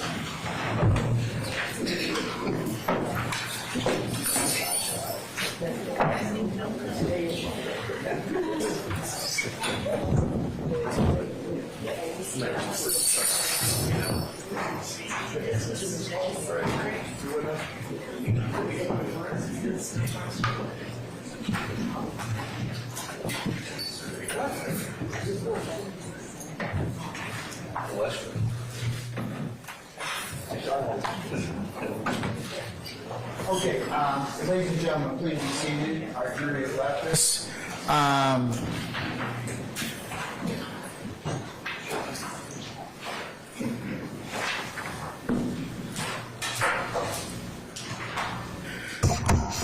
Okay, any ministerial inquiry of me, councils? Okay, before we recess, when we do recess, Mr. Harvey, can I talk with you about an unrelated ancillary matter? And I do want to just kind of put this on your radar. You know, I get a lot of inquiries from people in regards to just everything that goes on, but one of the inquiries I have is in regards to being able to hear everybody, okay? And I would just tell you all, and I think Ms. Weaver has basically reinforced this ask of you, and because she's responsible for taking down the verbatim record, if you could please, for those of you who are not using the microphone, do that, because it produces better audio in terms of just being able to be heard, as well as for Ms. Weaver to hear everything to take up the record. So some of you speak very loudly as a matter of course. It's not an issue being heard, but some of you could work on just the timbre and loudness so that everybody can hear you, in particular, Ms. Weaver, okay? All right, so, Mr. Adams, I don't think you had that problem, okay? You're good, all right? But no, just that it's been mentioned to me that some of you cannot be heard.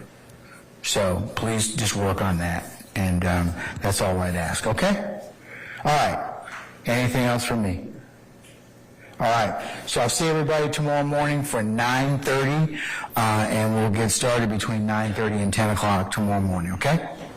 All right, unless there's anything else, we're in recess. All right, see you tomorrow.